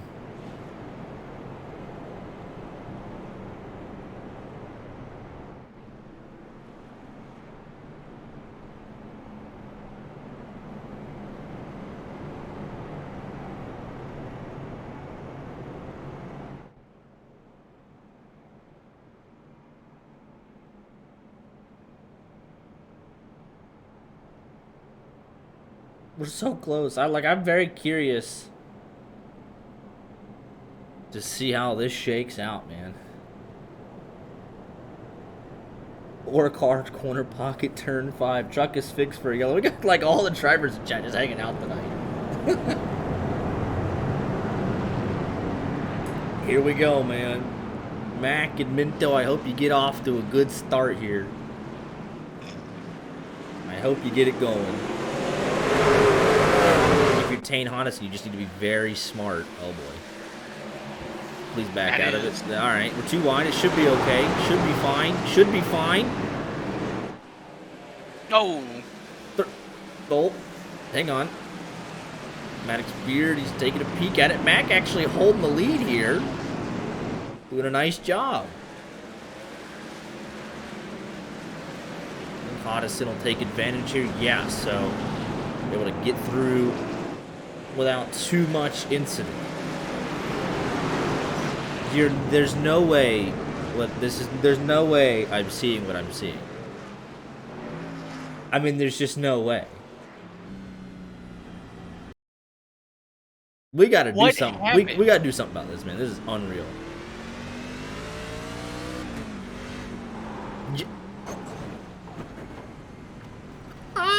No!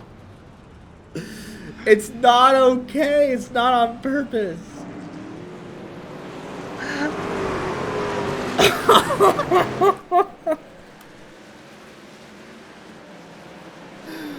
Oh no! They hate us. I know, like they just got deep. It's just.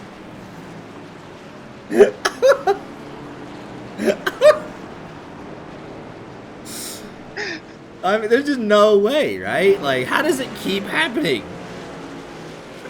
Like, it happens every week. Like, we've done it in Rod Car. Like, we've done it all the way back to ARS. Like, how does this... I feel like it's unnatural for us at this point, right? Like, more so than maybe other jinxes.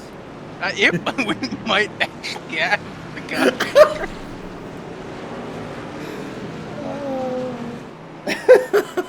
This is insane. Never ever say my name on broadcast.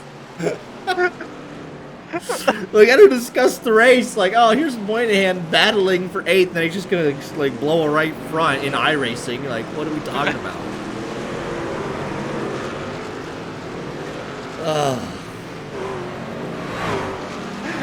Just unreal. They're like, ah, look, we'll just yell, be like, ah. There's cars. Hey, right there. There's a truck.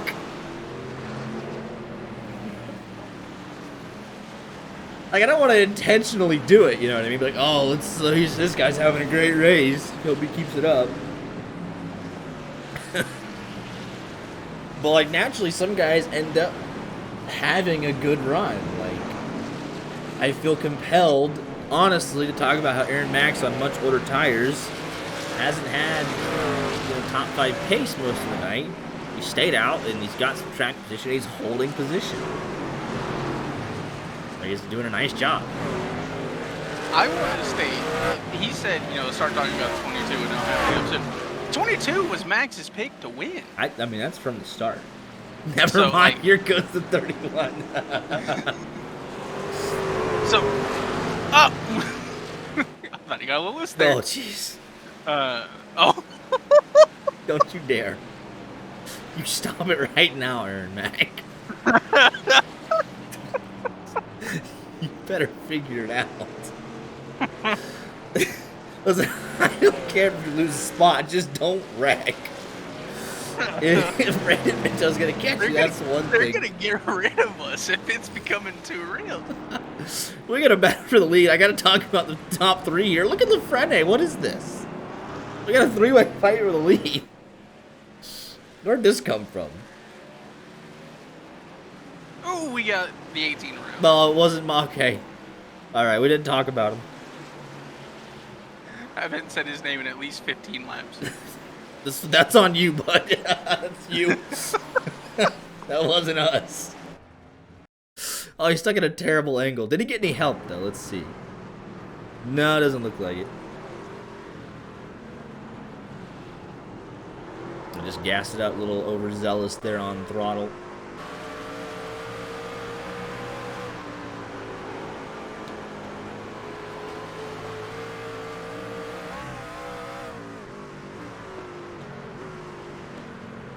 We'll go to pit road. Is this him gonna try and make it to the end? Looks like it.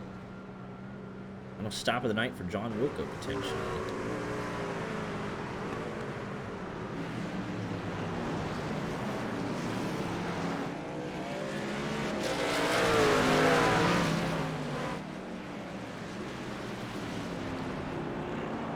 Spear playing danger close with these walls. He keeps just like scraping. Well, he's got the. No. There's just. You gotta chill out, bro. Here we go. 06, he's got the run. 28, smack the wall. Under braking, turn 6, so sketchy. We'll do a nice job. The 28 has had some really good short run pace, but as we start to get going, 22 tends to take over a little bit. He's stretching his legs a little bit. Lafrene trying to close in. This would be a good result for him on a road course, I feel like. A P3.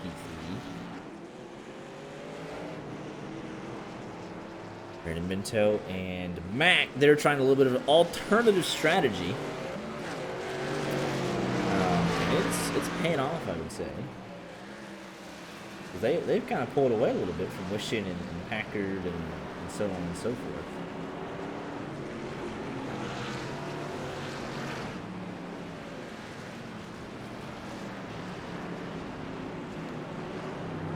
Good to see though. Samoto, he's sticking it out. He's gonna keep going. He just gained a spot.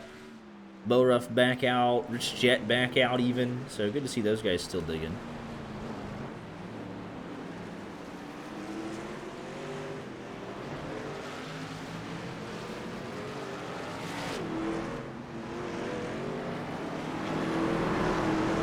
Terrified to say anything. Yeah.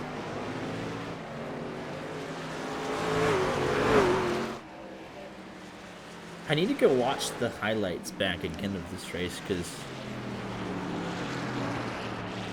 I mean, as crazy as it was the last 2 nights with all the random things we've had going on, I'd like to see how they handled it IRL.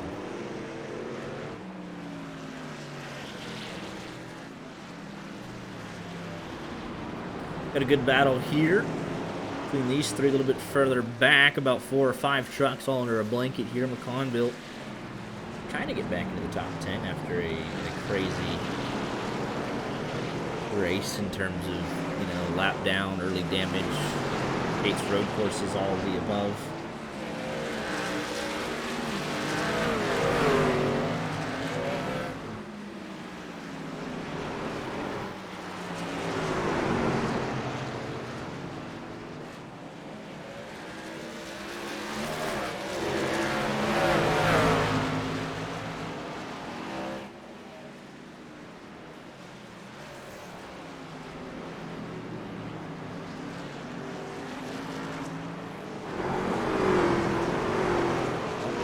A slight bobble there.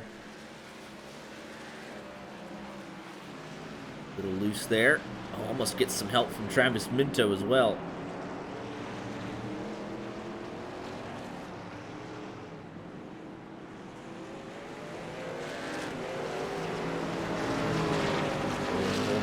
out. Top 10 under siege, Brandon Minto. Mac trying to claw back a little bit here. Gap out in front, 1.2 seconds.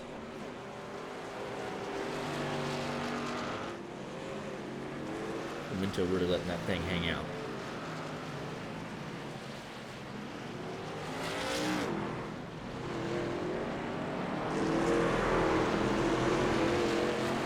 It's gonna be really fun to see where Mac and Minto, cycle through once they, take their pit stop. But Kevin Belcher, him in this corner have not gotten along tonight. That's a similar story. Just gets in a little too deep. Doesn't really hit anything, but he's back underway. There he is on pace for top 15. Hodison still setting the pace, fastest lap of the race on his last lap.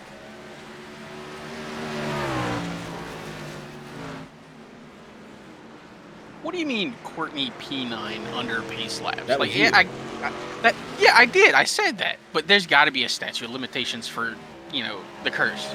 You can't be like, I talked about him. And for the record, it was a very minor half spin, the slightest kiss of the wall. Only lost one spot, so. Remind you that 41 had gotten picked up under Giesbrecht Racing Management after their debut on, I believe it was 2 Sundays ago, and then their Tuesday night performance. They instantly got picked up by Giesbrecht. I'm just saying. just put it out there.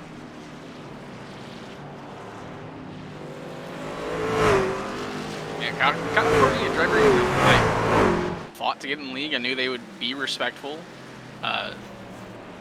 When I figured out they had not been on the surface that long, very surprised by the speed that they were showing, but they have real life racing experience, so just an easy translation to the sim world.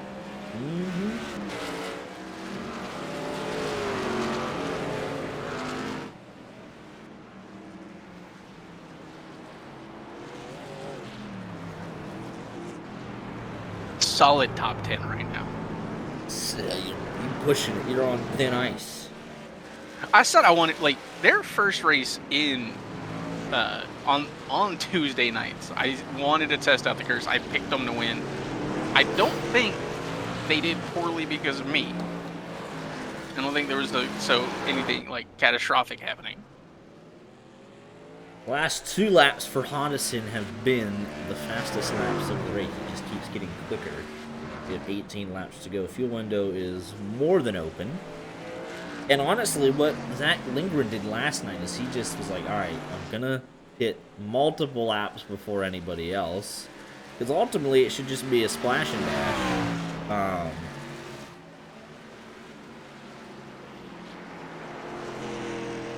And then...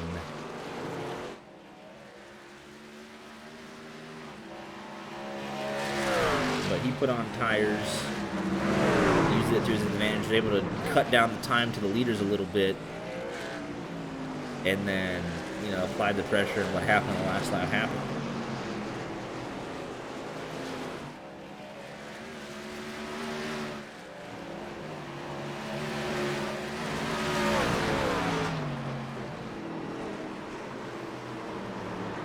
Come on. A little wide there. Got to crank it up, Redemption. We'll see if we can find some things, but we'll do our best.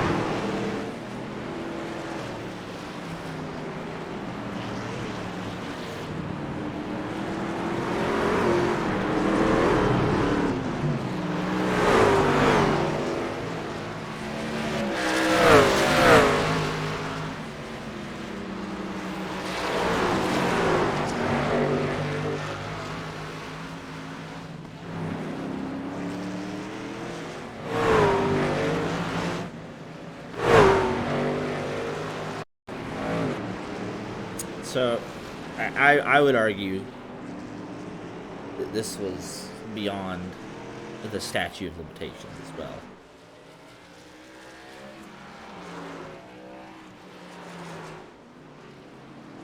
That had to have been. that one. I don't know. I feel like that one as well more than enough.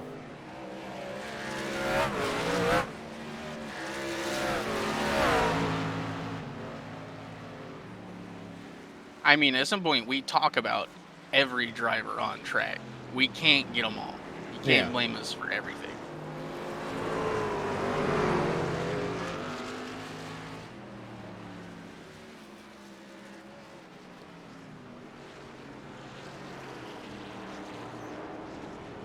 But this is, right now, the only battle within a second as things have finally started to spread out, which, I mean, it makes sense.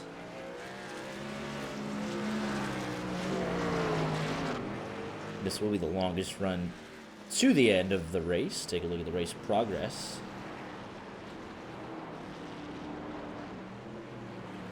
"17 laps to go.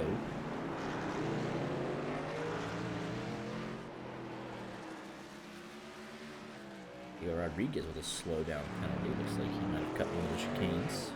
But he's got 5.5 seconds over Brandon Minto. No harm, no foul. Travis Minto to pit road. Looks like he's got a lot of left front damage there. I bet we talked about him at some point during the broadcasting. We have multiple times. Simoto, Rich Jet gonna pick up another spot there. Simoto get a top 15 out of it for his troubles. Olroff back to pit road.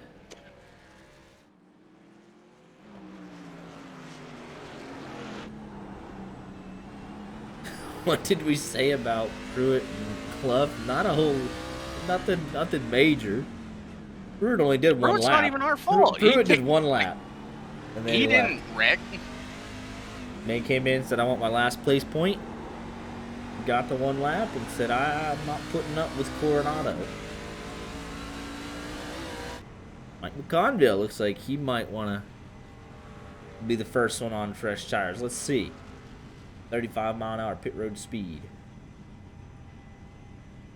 1,800 RPM. He's crawling.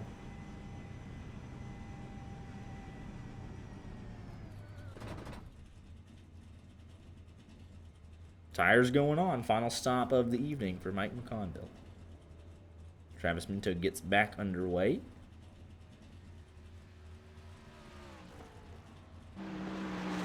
Down and away for the 8 machine.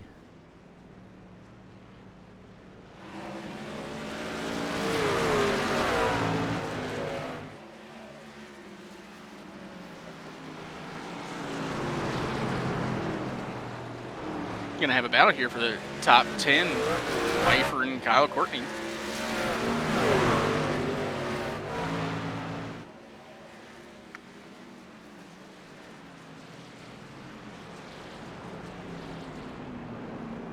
Tight but fair between these two. Pfeiffer still looking to the inside.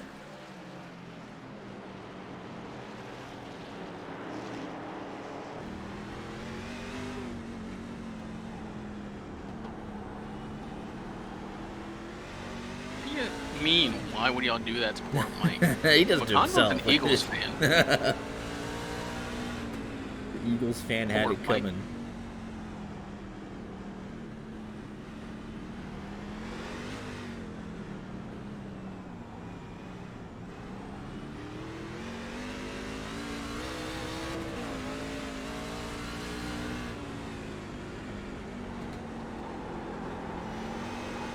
We'll see if anyone wants to respond. Oh, that got tight. Pfeiffer into the wall. They are getting aggressive. There's Jet in the picture, not for position, but he is here. I wonder if anyone wants to respond to McConville's stop. Not that they're fairly spread out, so you have time to respond. It's battle here, about 0.8 of a second. This battle here, 0.4 of a second. Addison has again scampered off down the road. It's no longer a battle.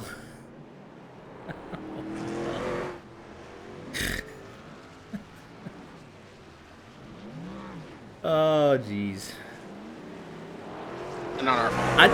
I didn't explicitly name the 28 there. I just said these two were battling. I did not mention him by name. Rodriguez on through might steal a podium here.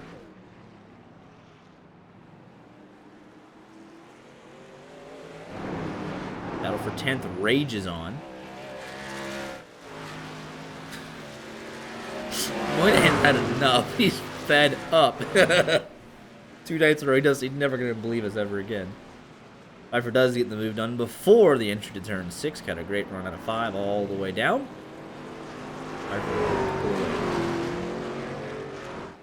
We'll see what McConville's lap time ends up being. This will be his first lap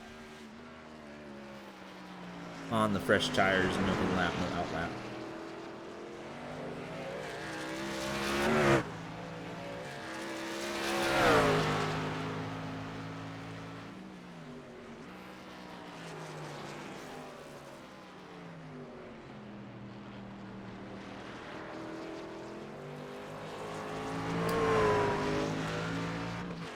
Minto in for his final stop. Last night was pretty bad in that literally I was like, here comes, Madigan. He makes it through the fast chicane 0.8 of a head, final corner, and then he just wrecked. Like, I was like, Lindgren, he's got one chance to the final chicane, or the fast chicane, not close enough to make a move, and then he just wrecks. We did also get Moynihan pretty good too last night. I think tonight has been more overall. For sure.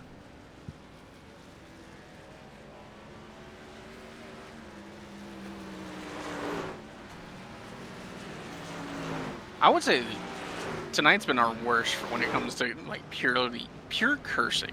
No, I know. It's The curse is a fun thing. We don't actually. We don't think anyone actually dislikes it. It's fun. I mean, we crack up every time it happens. I mean, there's a reason I was offering to sell the curse for like $5. Mm-hmm. Like, I will pick your rival to win. I don't think it might be there, especially like it's obvious that some drivers are racing and listening, and if you have anyone one's doing that, and you hear your name, you hear how good you're doing, like you might just step on it trying to live up to it, and it's not gonna work out. Mm-hmm. You're gonna get like over-psyched hearing your name. Did you guys know the NBA? Yeah, we talked about that earlier, but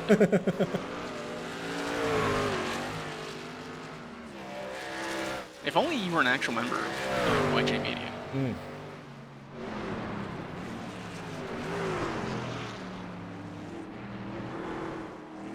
This is why he doesn't get stock options.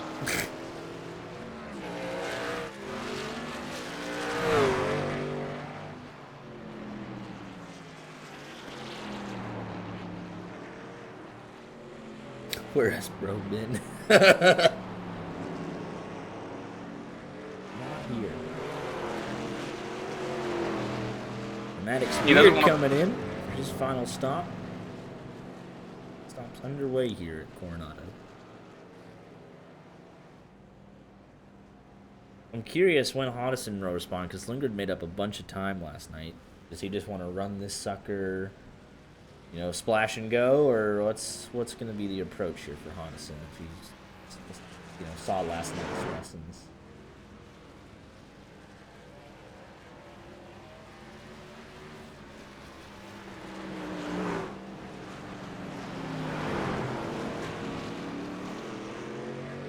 Weird will settle back to 8.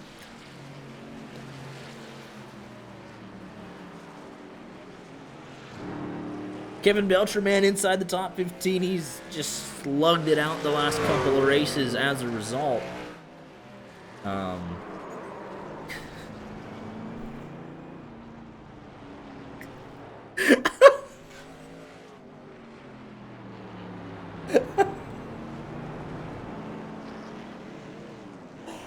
It gets to a point sometimes, you know.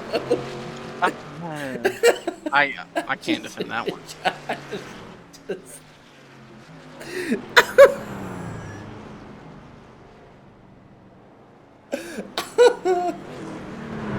gets to a point.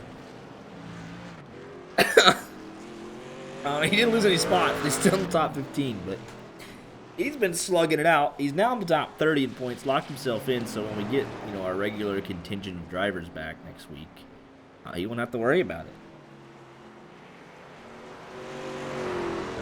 And just grinding through a track where obviously it's, you don't want to pay for it, you don't want to run it, both, whatever. Showing up and just toughing it out. Top 15 in the cards here, potentially.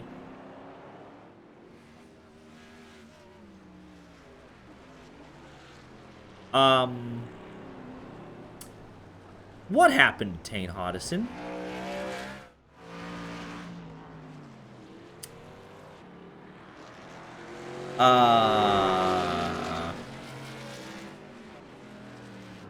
You know,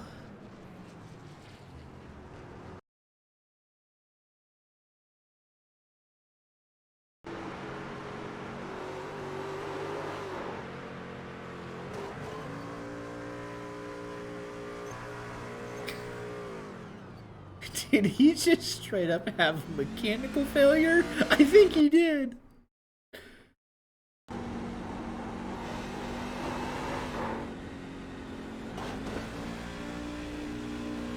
There ain't no way, bro, that you're telling me he gets a little loose, goes to save it, and then his wheel dies.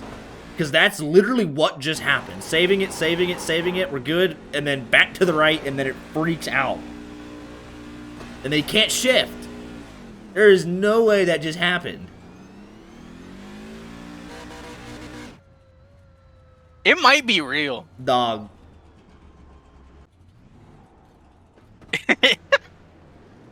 I mean, brother, you just get that sucker off the road, man.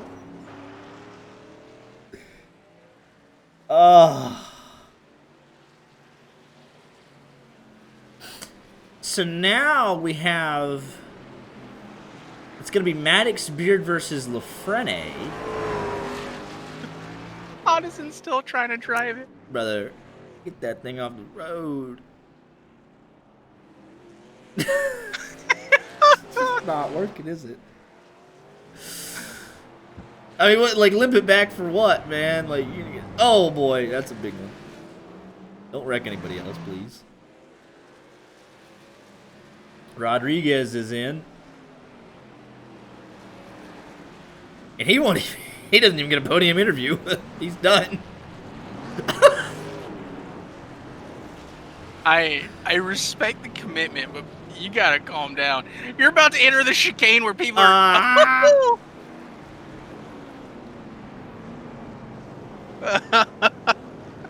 I mean, there's just it's just bouncing off the walls and everything.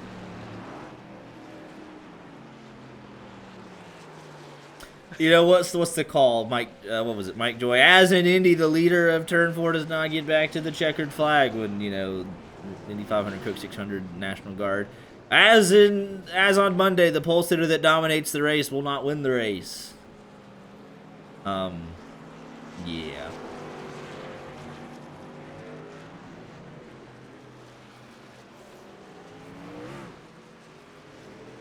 So Maddox Beard, he's making up time on these tires to Gabriel LaFrenne.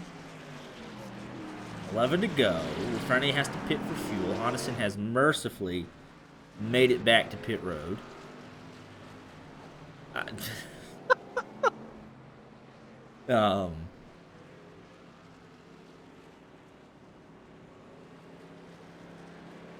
Man. That's a tough one.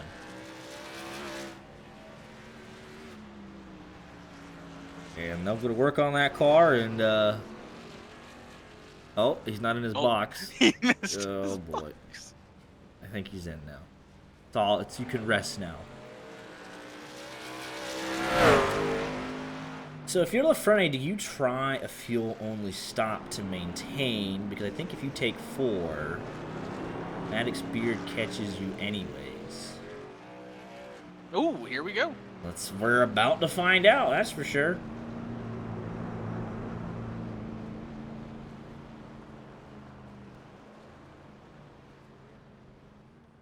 Maddox Beard has not won this season. Gabriel Lafrene has not won this season.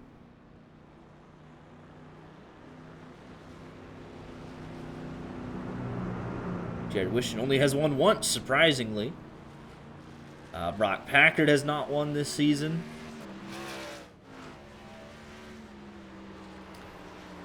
And he's going to take on some tires here, so he'll have fresher tires than Maddox Beard. What does Packard like to do here? He's way back, but Giesbrecht is in, so this is... Here's Maddox Beard. Lafrene out. And he actually is going to maintain, it looks like, yes, by a margin. So he was gaining, but needed about one more lap. So could Lafrene do something with this? I shouldn't say anything. Yeah, can the guy currently in the lead do something? Can he just hang on for 10 laps? Can he fight the curse? We've said his name. We've shown him on camera. Can he survive? Can he survive us? Ain't gonna do nothing now. He's got Maddox Beard 2.5 back. This will be a fight, I'm sure, between these two because Beard was ahead of Lafrene before he spun out, and Lafrene, kept him honest. His power's about to go out. I kid you not, I'm pretty sure he just hit the inside wall right there. Or he didn't, but it looked awkward. I thought he did.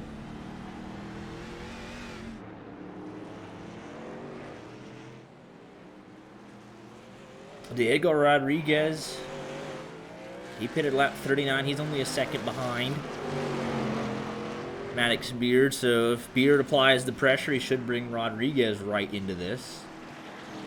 Coming to 9 laps to go this time by. Wishon still has to make another stop.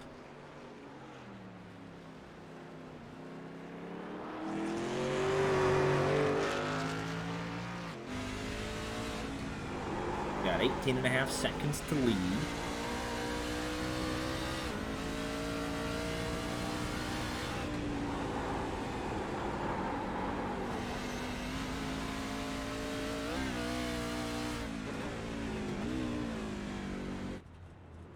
Jet around here in the chicane.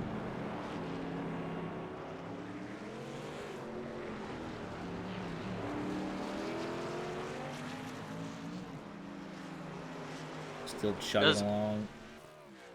Does iRacing have a lawnmower per chance? They got like a Formula V, it sounds like.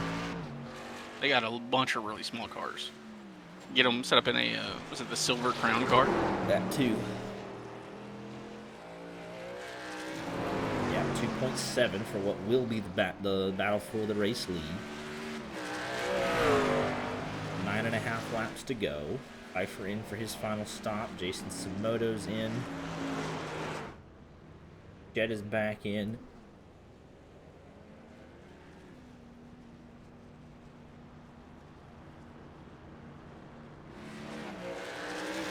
Ahead of Packard.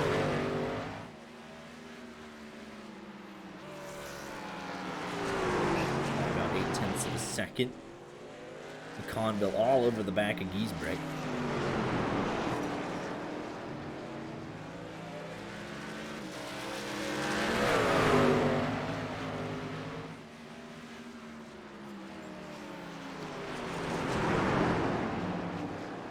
A little wide. It does hurt his exit. McConville will have a great shot here. He'll have the run all the way through.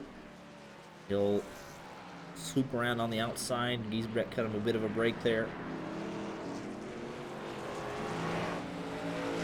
Packard all over the back. Brandon Minto, Packard's got the fresher tires. Packard sweeps to the inside. Push into pit road.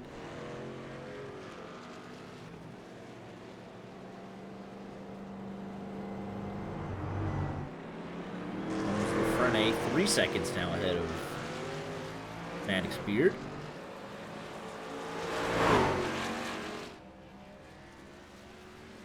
Bushin led that lap, but LaFrene now, next time by, will lead this next lap. And Mac, that is a bad place to get stuck. He gets it back going now.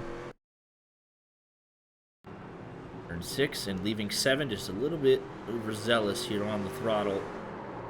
Gets himself Austin Powers a little bit.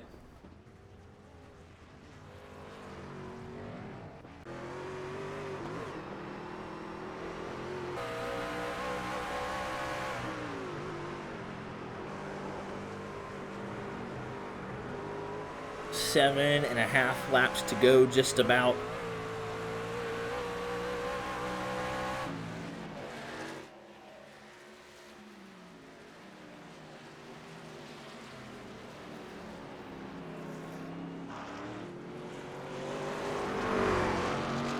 Three and a half seconds clear out in front. Rodriguez a second behind Maddox Beard.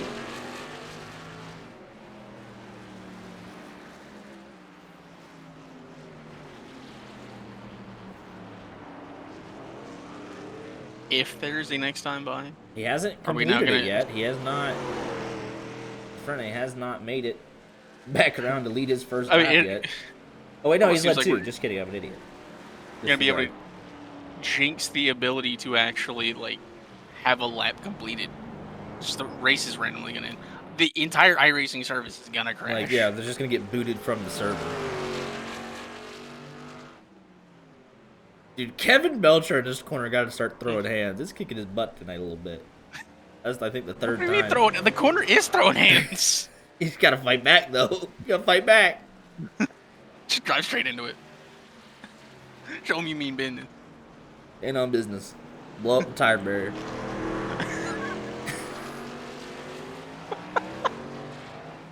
Rodriguez, his last time around, not this, I mean, was his... Oh, Beard! He's been tapping that wall consistently. He's trying to... That was a big one. Oh, he's got the left side now on board here with the steering. It's relatively straight, but it will be uncomfortable to the end. Ah, well... It's okay-ish. He shouldn't have to pit for repairs, but that'll pretty much end his shot at the win. Rodriguez now swoops on through.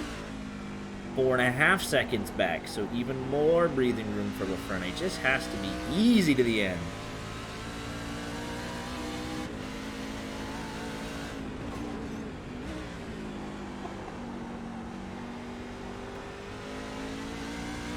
See if we can get it done.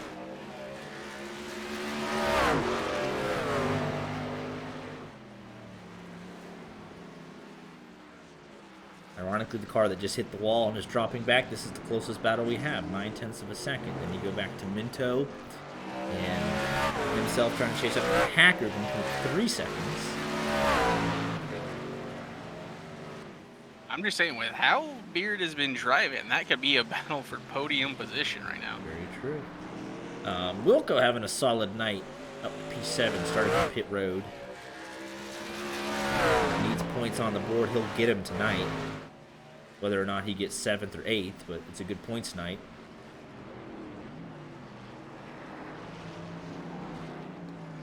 Rodriguez now starting to pull it away a little bit.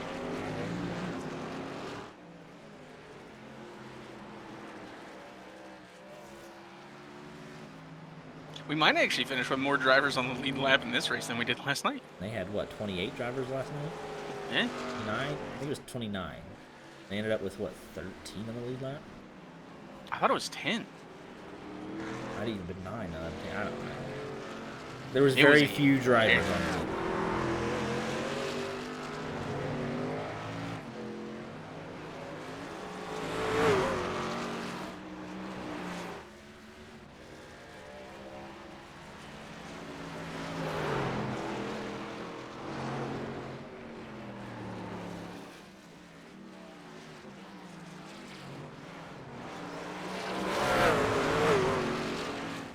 interestingly, Packard got by Minto a couple of laps ago, but Minto's coming back at him with the older tires.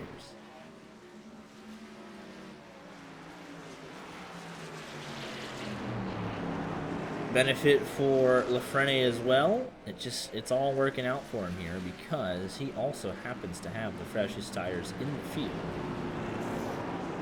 Better than Rodriguez. Beard, we know, just had an incident, so he's not really a factor. Packard P4, same tires, but 22 seconds back. Was it 5 on the lead lap last night? Actually, Jared Wishing, I just saw this game at 42. So Jared Wishing has the freshest tires. But again, 26 seconds back from the race lead, but definitely can be a factor for this top 5 fight.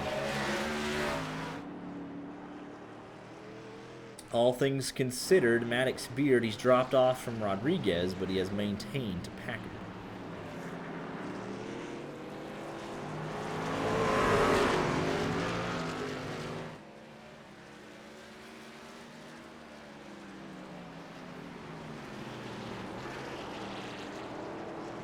It was 5 on the lead lap. Oh, boy.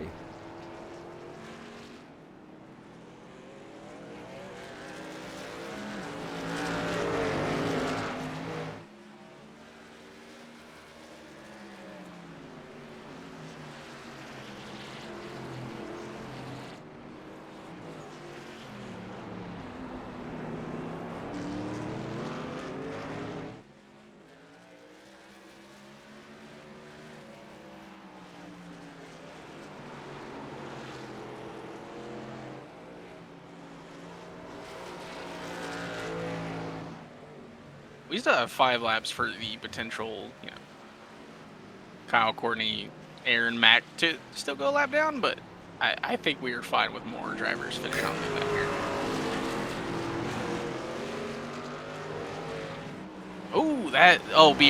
Beard. I think he had a big problem. Well. Oh, yeah. Just coming down the hill again. Oh, wait, it was before that even. That's where it ended up. Kerry just away. Oh, Wishing. Wishing now having problems. Came to look at the battle between Packard and Minto and just saw Wishing in the back. Oh, boy. Just carrying too much speed. But, I mean, Maddox Beard absolutely cooked turn 1. That was like the Austin Hill one, just flew off in the corner, said, yeah, I'm not making this.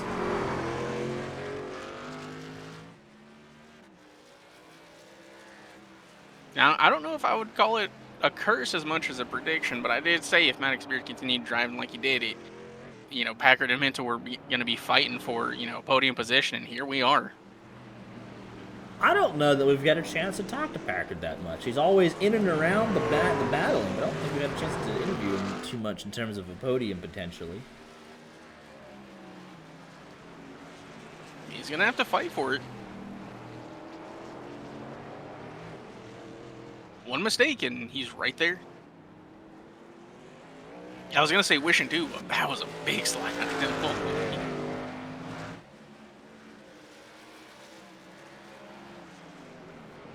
Jason Samoto, I said, I should have taken the wave around, but he's up 12. Imagine where he would have been with the wave around. He wouldn't have gotten it because, drivers stayed out. But...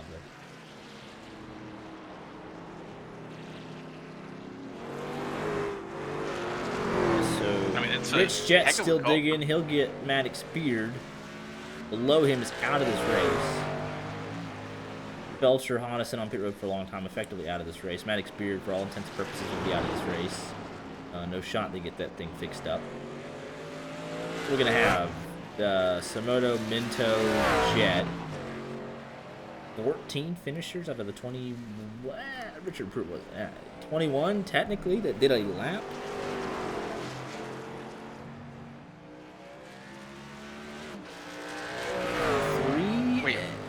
Yeah, Rodriguez is moving. He was over second and a half back? Yeah. Pop this up. Right now, if we curse Diego Rodriguez, it's on you. 06 came in 6 laps ago. 21 came in 7 laps ago. It was 4 and fuel to the end. It's been, I mean, it's pretty nip and tuck, right? He was 2/10 slower, 2/10 quicker, half a second slower, then a 1/10 quicker, then 1.5 quicker. So something happened there for that to come down that much. Says he'd catch him in 16 laps. He needs more than that. 0.8. Lap traffic shouldn't be a factor. Shouldn't be. Should not be at this moment. This gap's kind of stabilized now at this 2.9 second bracket. Packard's pulling away a bit from Minto.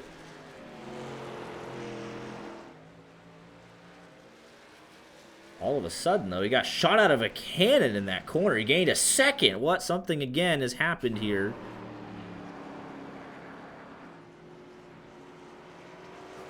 Well, he bounces off the inside wall, has to get out. He just loses all that momentum. 3 laps to go, 2.2 seconds.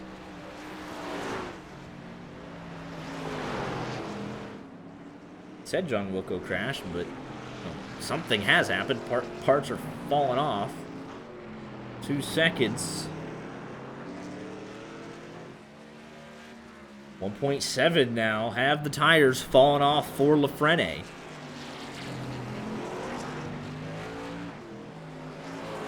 Three laps around this place. I mean, 3 laps around this place is an eternity. 1.8. He's closing. With how many turns, how technical they are, he's going to have the opportunity to get there.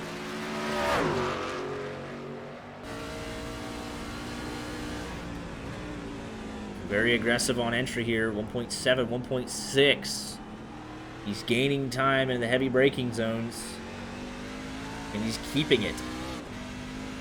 1.5. He's found something. He's just a little confident at this point under braking.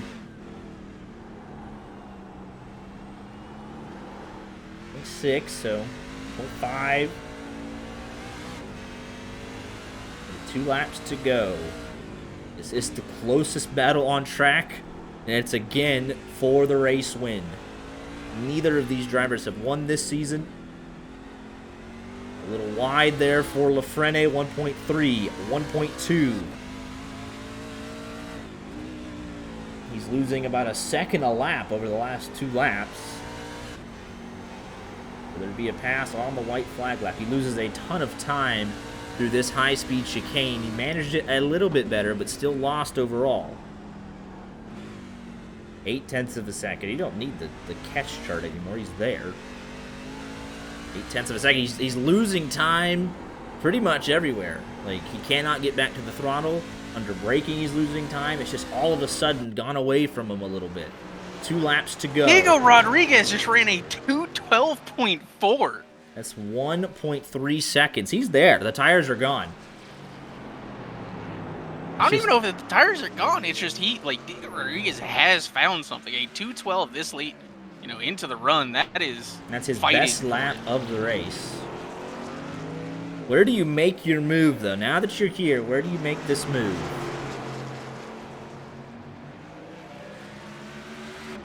I mean, I can't answer that question for the life of me. I don't know this track. We've been here for... He's making time in the heavy braking zones.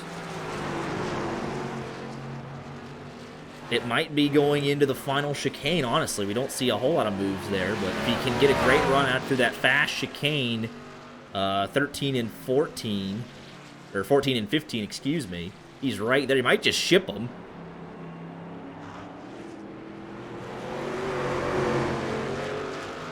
They actually are going to catch Travis Minto here on the last lap.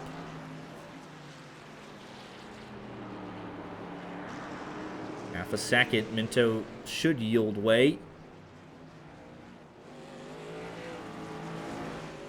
But he's been really, really good on the second half of the lap. He got a great run. He's taking a peek to the inside. He's there. Diego Rodriguez for the race lead. He's 2 there. He's gonna get it. Oh, Frene gets into him. Oh, what a save! Lets him gather it back up. Tries to give him the bumper.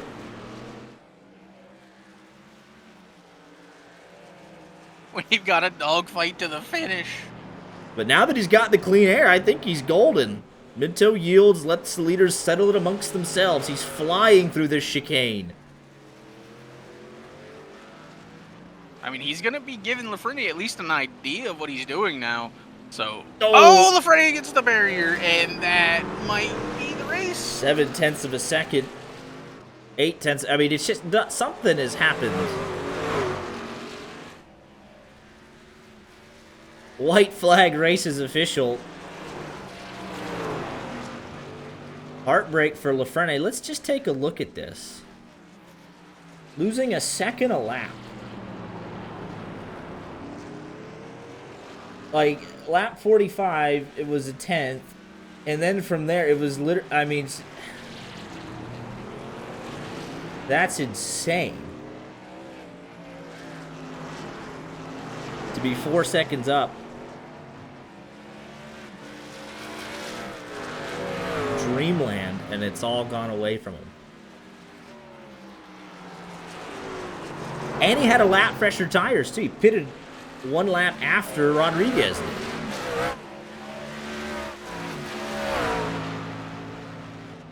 Dude's older brother took over, like...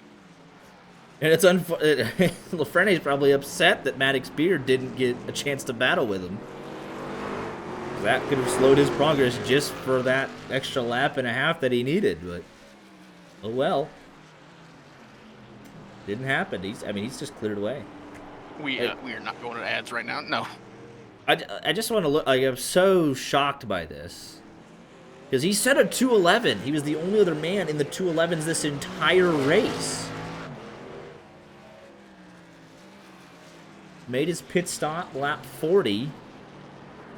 12, 13, 13, but just all of a sudden 14, 14, 13, and then a 15. Just, I don't know. Rodriguez, 39, 12, 12, 13, 14, 13, 13, 13, 12 on lap 48.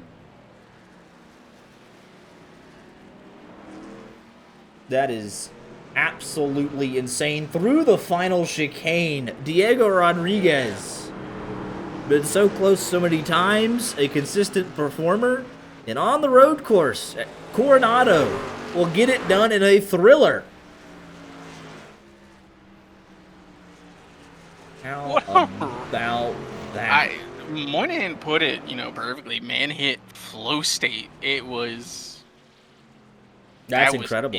They just, the last 5 laps, just turned it on. Heartbreak for Lafreniere. He's still searching for that win. Hasn't won in this series since 2023. We got Packard bringing it home P3. Thought it would have been his night.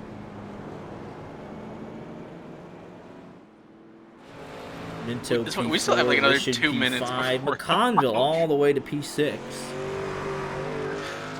In an eventful night for him. 20th, dead last at one point. P6, Giesbrecht. All over the place, but ends up P7. On Wilco. Next up to cross the line. Started from pit road, will end up with a top 10. Solid points on the board as his playoff hopes continue.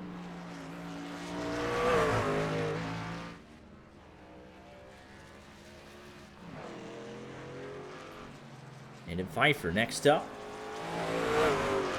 He averages out right to P9, and then Aaron Mack. After all of this, will start right where he finished.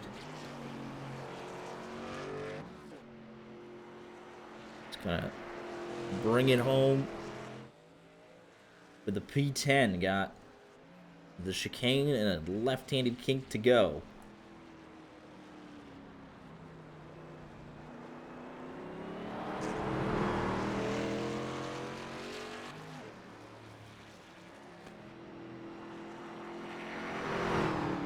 how about this, though, for Diego Rodriguez? His first career win in the NASCAR Craftsman Truck Series.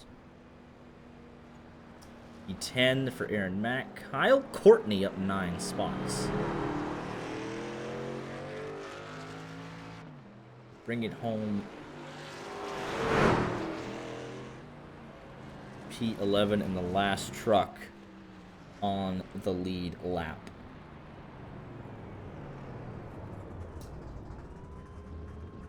But Rodriguez has made, he's been in this series since 2024, 2025. Made 52 starts, and on the 53rd, he gets it done. His first win in the trucks. How about that? Man, what a finish. What a race. I mean, they had less trucks, and they were able to put on a heck of a show. I was kind of like, oh, we got 20 trucks. I was like, we're going to talk about sports all night, it's whatever. But they did a absolutely beautiful job this evening. Take this extra set with me to Lime Rock. He's still burning it down. We were watching the rest of the field. We had to actually come around the whole, it was a heck of a drive, so it's kind of deserved. Yeah. He is still burning it down. Well deserved. A brilliant performance.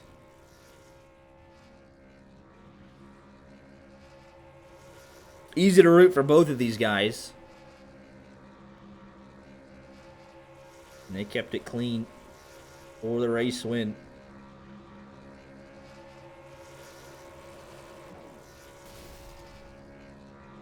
And I'm really excited to hear, from both of them.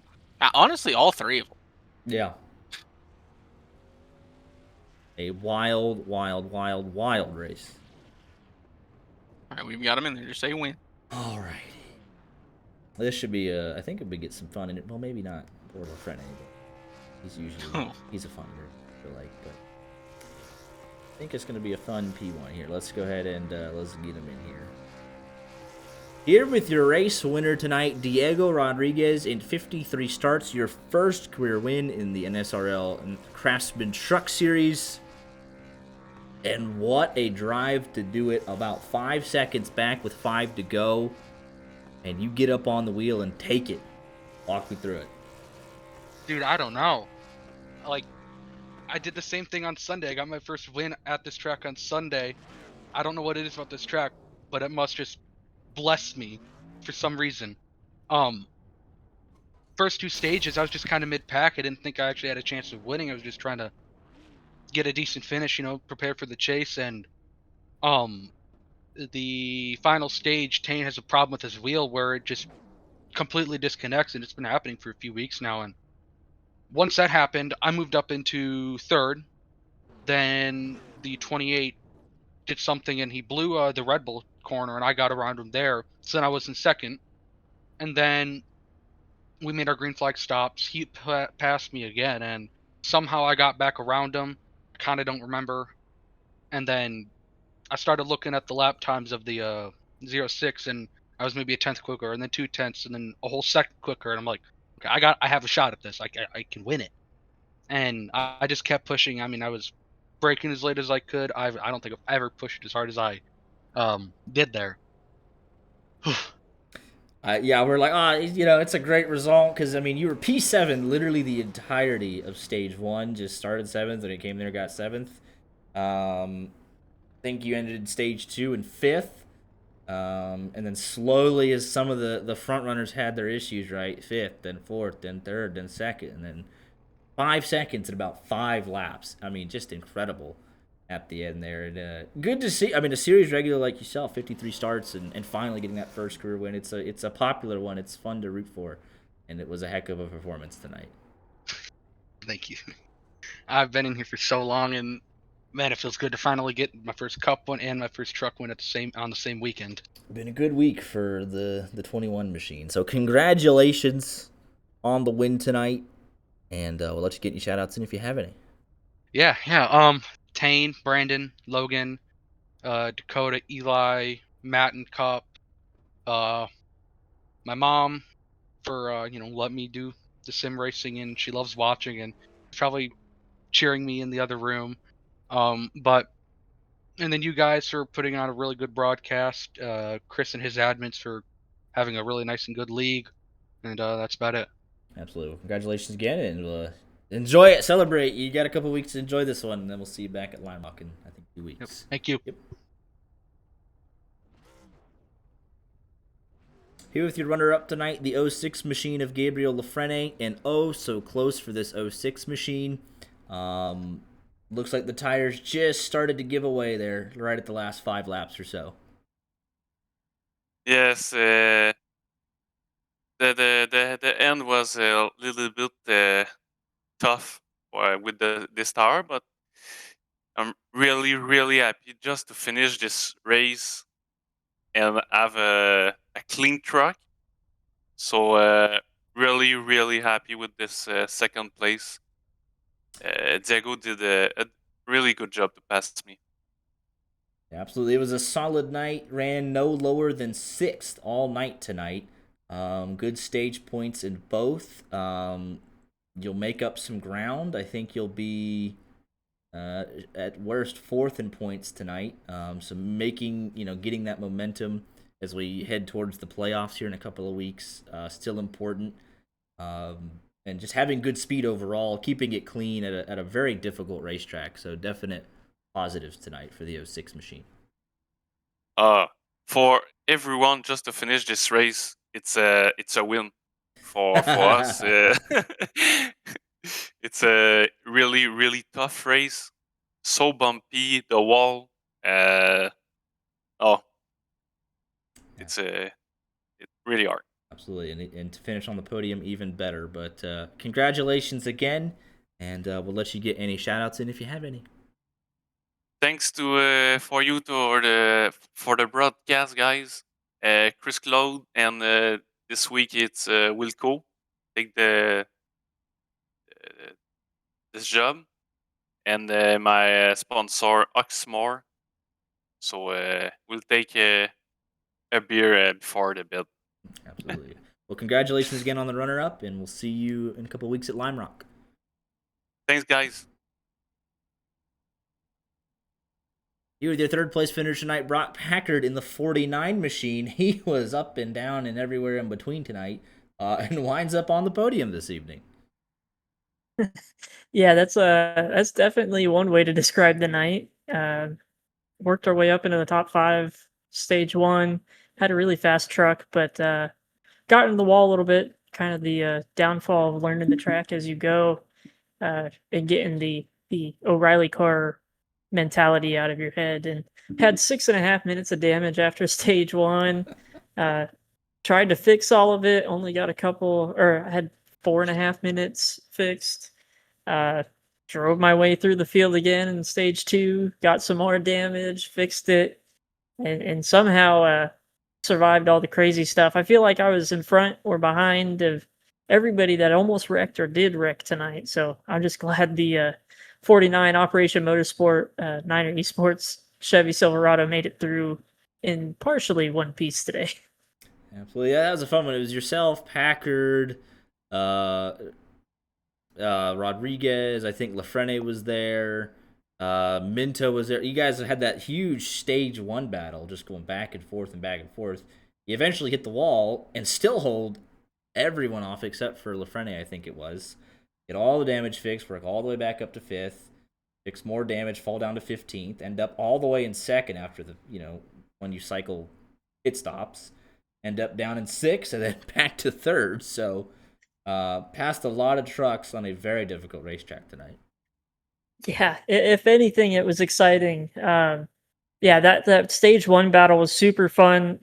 Those guys were super respectful with just getting around everybody, and Lafrene and I tried to outbreak each other into the Red Bull chicane, and that didn't work out well for me. And I felt like I knocked the whole right side off the truck, so I was a little worried, and somehow was able to hold Minto off and just kind of hang out in that P5 area in the Yeah, Mike made a great setup. It was kind of a Frankenstein setup. Us two aren't really the road course ringers on the JRTCR team, so it was kind of coming in with some expectations, but not a whole lot. But truck was super fast. Mike went from being a lap down with 6 minutes of damage and 3 laps to finishing up, I think, P6. So overall, a pretty good day for both of the trucks. Absolutely. Well, congratulations again on the podium. I'll let you get any shout outs in if you have any. Yeah, I gotta shout out mom and dad who are watching back home. Not every day I get to run up near the front, so super glad I was able to do that, get some good camera time. Operation Motorsports for coming on board recently, met them at the Sim Racing Expo, super great people. Niner Esports, of course, they've been with me the last 6 years now, so have to shout out them. Got to shout out the JR TCR guys, Trent, Nick, Ethan, Keith, all those guys. Special shout out to our boy Mike McConville. Always keeping my head in the game, giving me strategy calls. Gave me a super fast truck tonight. All the league admins did a great job. I hope Chris is having a good time and during his vacation. Minto did a great job the last 3 days. Got to give a huge shout out to y'all. Y'all do a great job week in, week out. Hopefully, we can get some money in the door for y'all so you can come back for the O'Reilly series next week. But other than that, got to thank all the fans for watching, and hopefully we'll be back here in a couple weeks. Absolutely. Congratulations again. We'll see you at Lime Rock, guaranteed, after a couple weeks. Thanks, guys. A very fun one this evening. Art, any final thoughts? I mean, the fact that the trucks, again, we said it, 20 trucks on track, not going to count Richard Pruitt's 1 lap, put on what was a better show than the 28 O'Reilly cars, says something. The trucks were faster. They were like, they could run faster laps. Don't know if that was a setup thing from drivers or if that was just how the car handles, but it raised expectations for the track. It's not nearly as bad as I thought it would be. Absolutely. But again, yeah, congratulations to everybody that finished this race, either Sunday, Monday, or Tuesday. A heck of a battle for these guys. Kyle Courtney, the hard charger, Tane Hoddison, most laps led, the fastest lap. Moynihan with the pole position this evening. 2 cautions for the stages.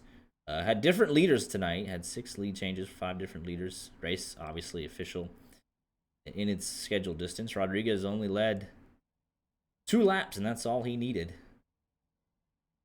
But you look at that, 1.3 seconds separating the top 2, then 27 seconds back to Packard. But